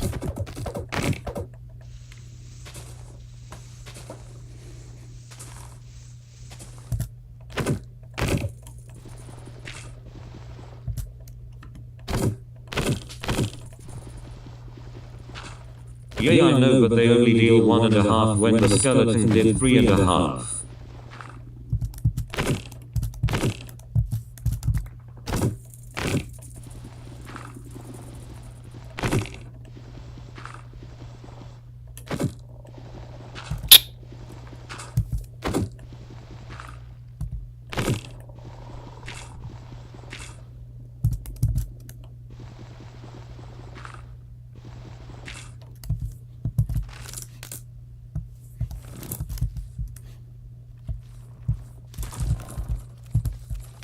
Whoa!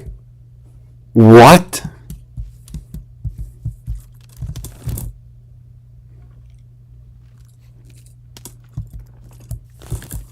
I didn't know there was multiple of them. What if I stand in between the arrow?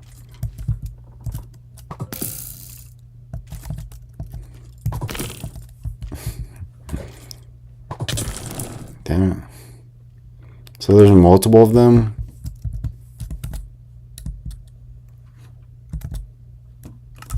Alright, well, that's really interesting.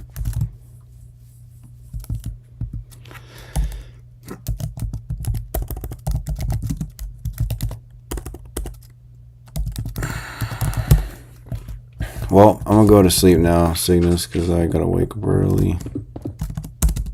But I appreciate you for telling me about the... I think I'm pretty much all caught up. I mean, like, in terms of mobs.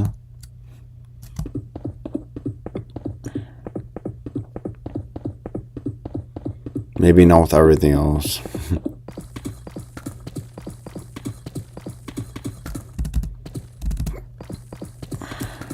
Yeah, it's 2:30 for me, but I don't need to get up early. Lucky.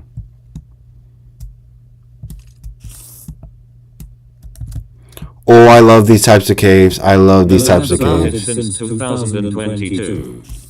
I love these types of caves. These types of caves, like these ones with like the big tunnels, I love these caves. These are probably like actually my favorite types of caves, bro.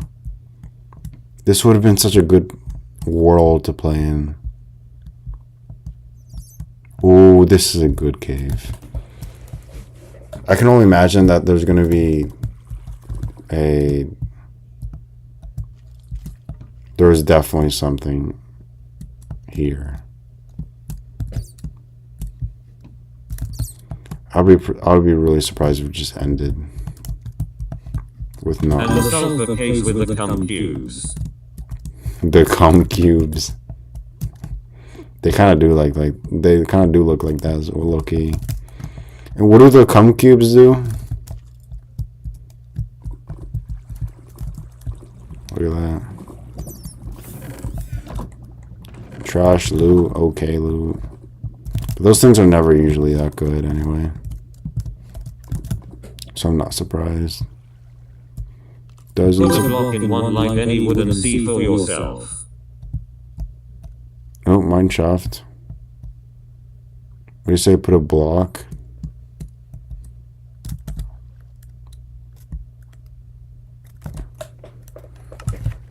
Put a block in one?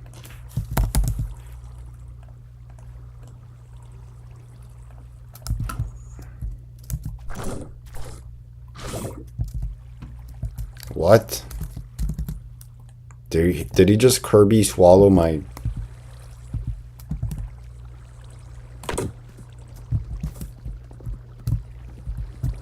What? Different block types do different things. Wood is the best.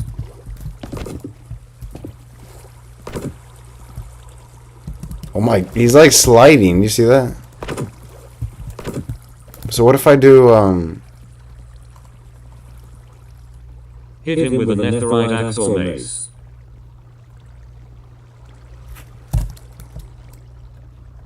Wood makes them bouncy. That's how I like them. Holy... Dude, that's kind of crazy. Oh my god. What are the other ones? What are the other effects? Like, what if I just put a block of redstone in him?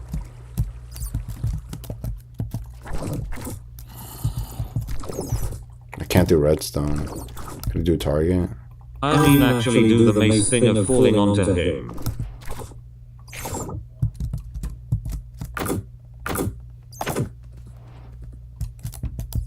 Oh, you meant, okay. Only some blocks works.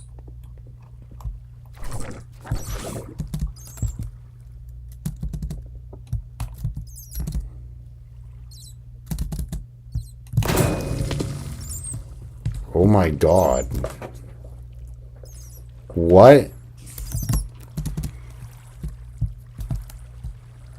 So that's like, is that actually the purpose?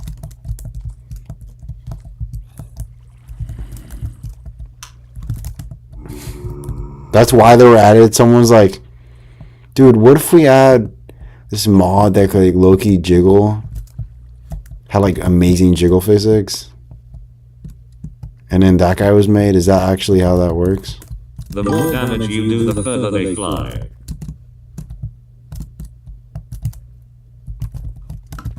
I'm gonna go all the way up. I want to test this out.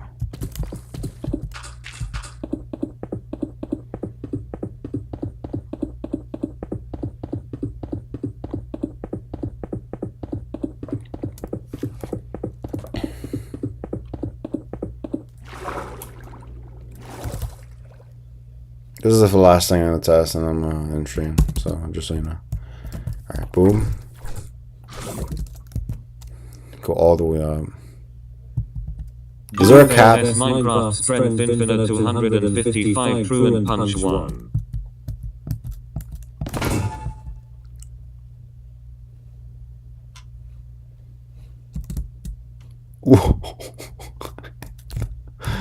Dude, where the fuck did he go?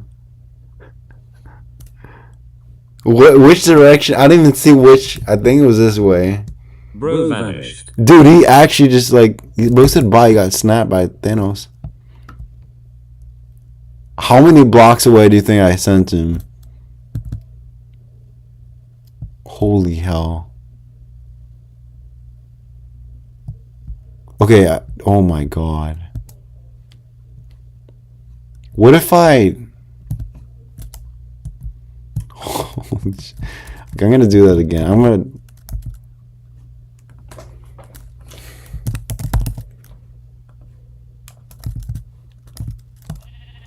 So if I do a regular cube, it won't do that. It'll kill them, actually.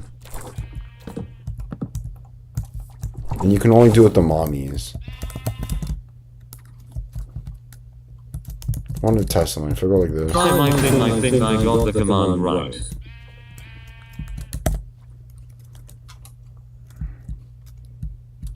Effects.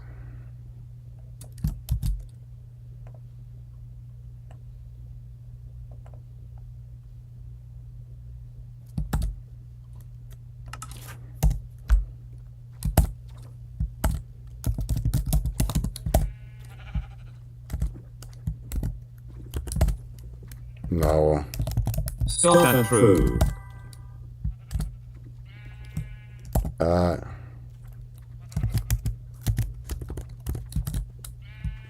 I forgot go.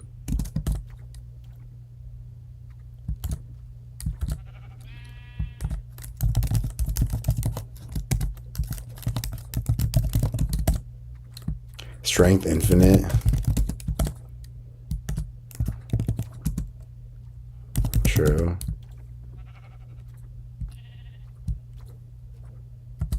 This is incorrect.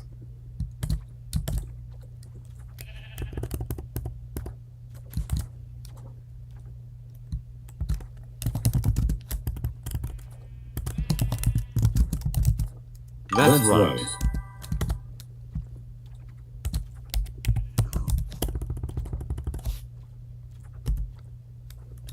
Okay.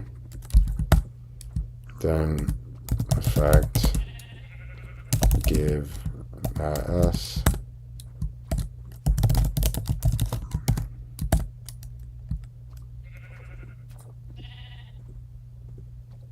punch one.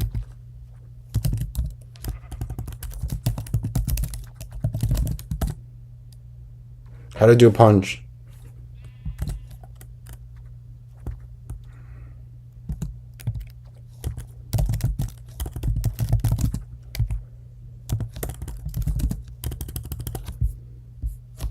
I was telling you to punch one of the nut cubes.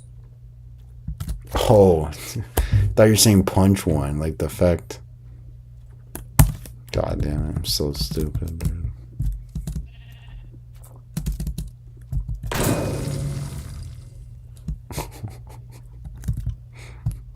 Hold up, I gotta test one like here, because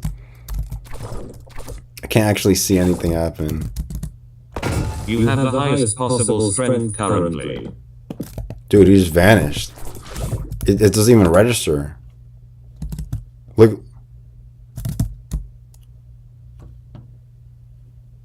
I got you. Did he fall? What the fuck, bro?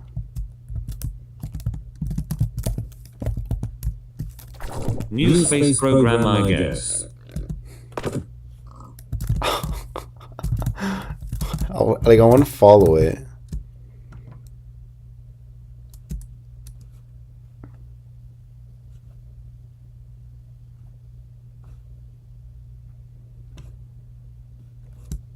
How do I know when he's...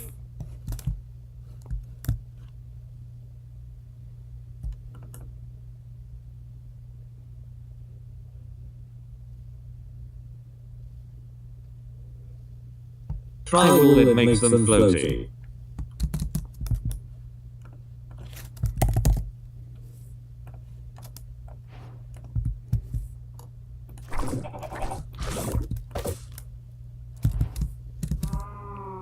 There we go. Now I just gotta do this. My game's like lagging a little bit. There we go. And then I can like do it in the air, like play volleyball with his ass, bro.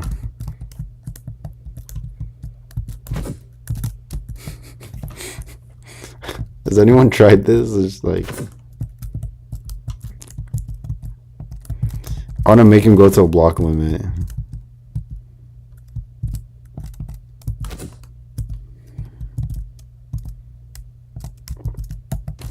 Fuck! I got you. Boom. These things are perfect for minigames. Dude, for real. Ah, damn it. Like, I just want to keep launching him, see what happens. I don't even know. It doesn't care about block limit because it's an entity. So, what's gonna happen if I just keep going up?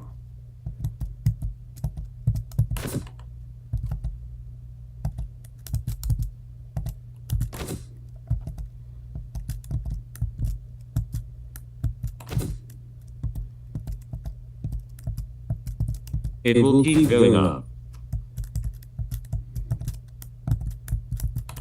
No!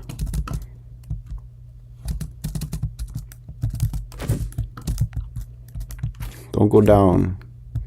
Stay up with Papa.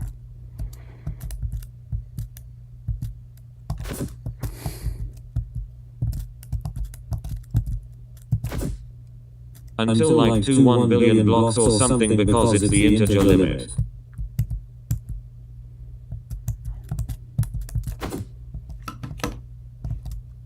What is my limit?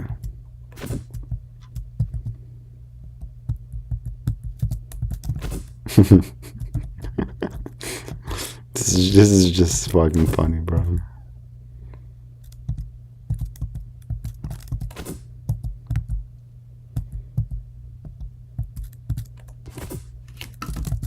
No!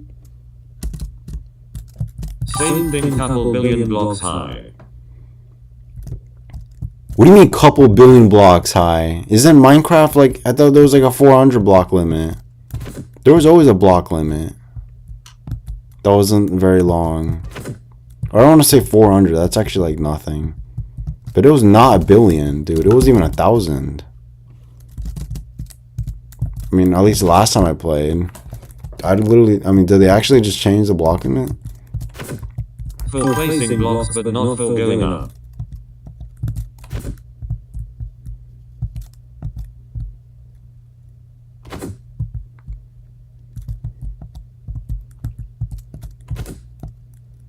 It's gonna be 256 for blocks but basically infinite for entities.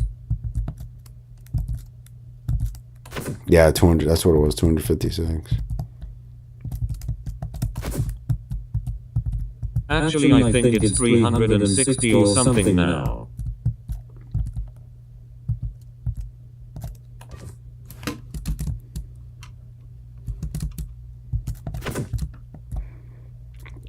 Does anything change other than it becoming really black? I mean, dark, no black. Jeez, that's kind of racist. 319. Fuck. No, you're just gonna... It's nighttime GNG.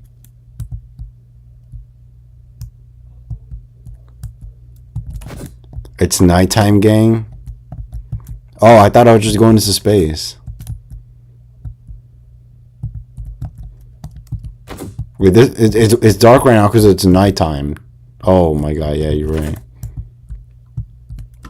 Dude, I thought my dumbass thought I was going into space. Sun. This guy's been whooped around. He probably has a fetish for it at this point, bro. Alright, should I jump down now? Fuck yeah, I probably should. Can I ride him? It's a long way down. I wonder if I can like place a block on him or something.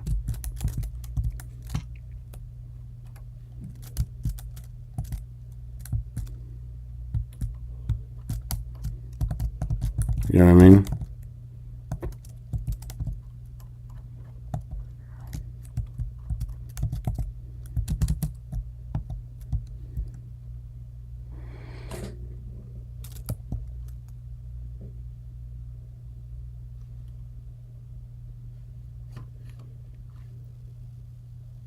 If you wait, you could probably hit him when he lands and make him go the speed of light.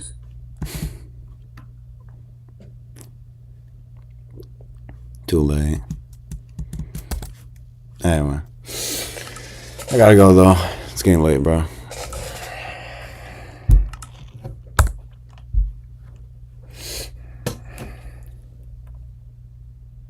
Good night. Good night, bro. See you tomorrow. I'll join your stream if you stream tomorrow. Just get the notification, so I'll let you know.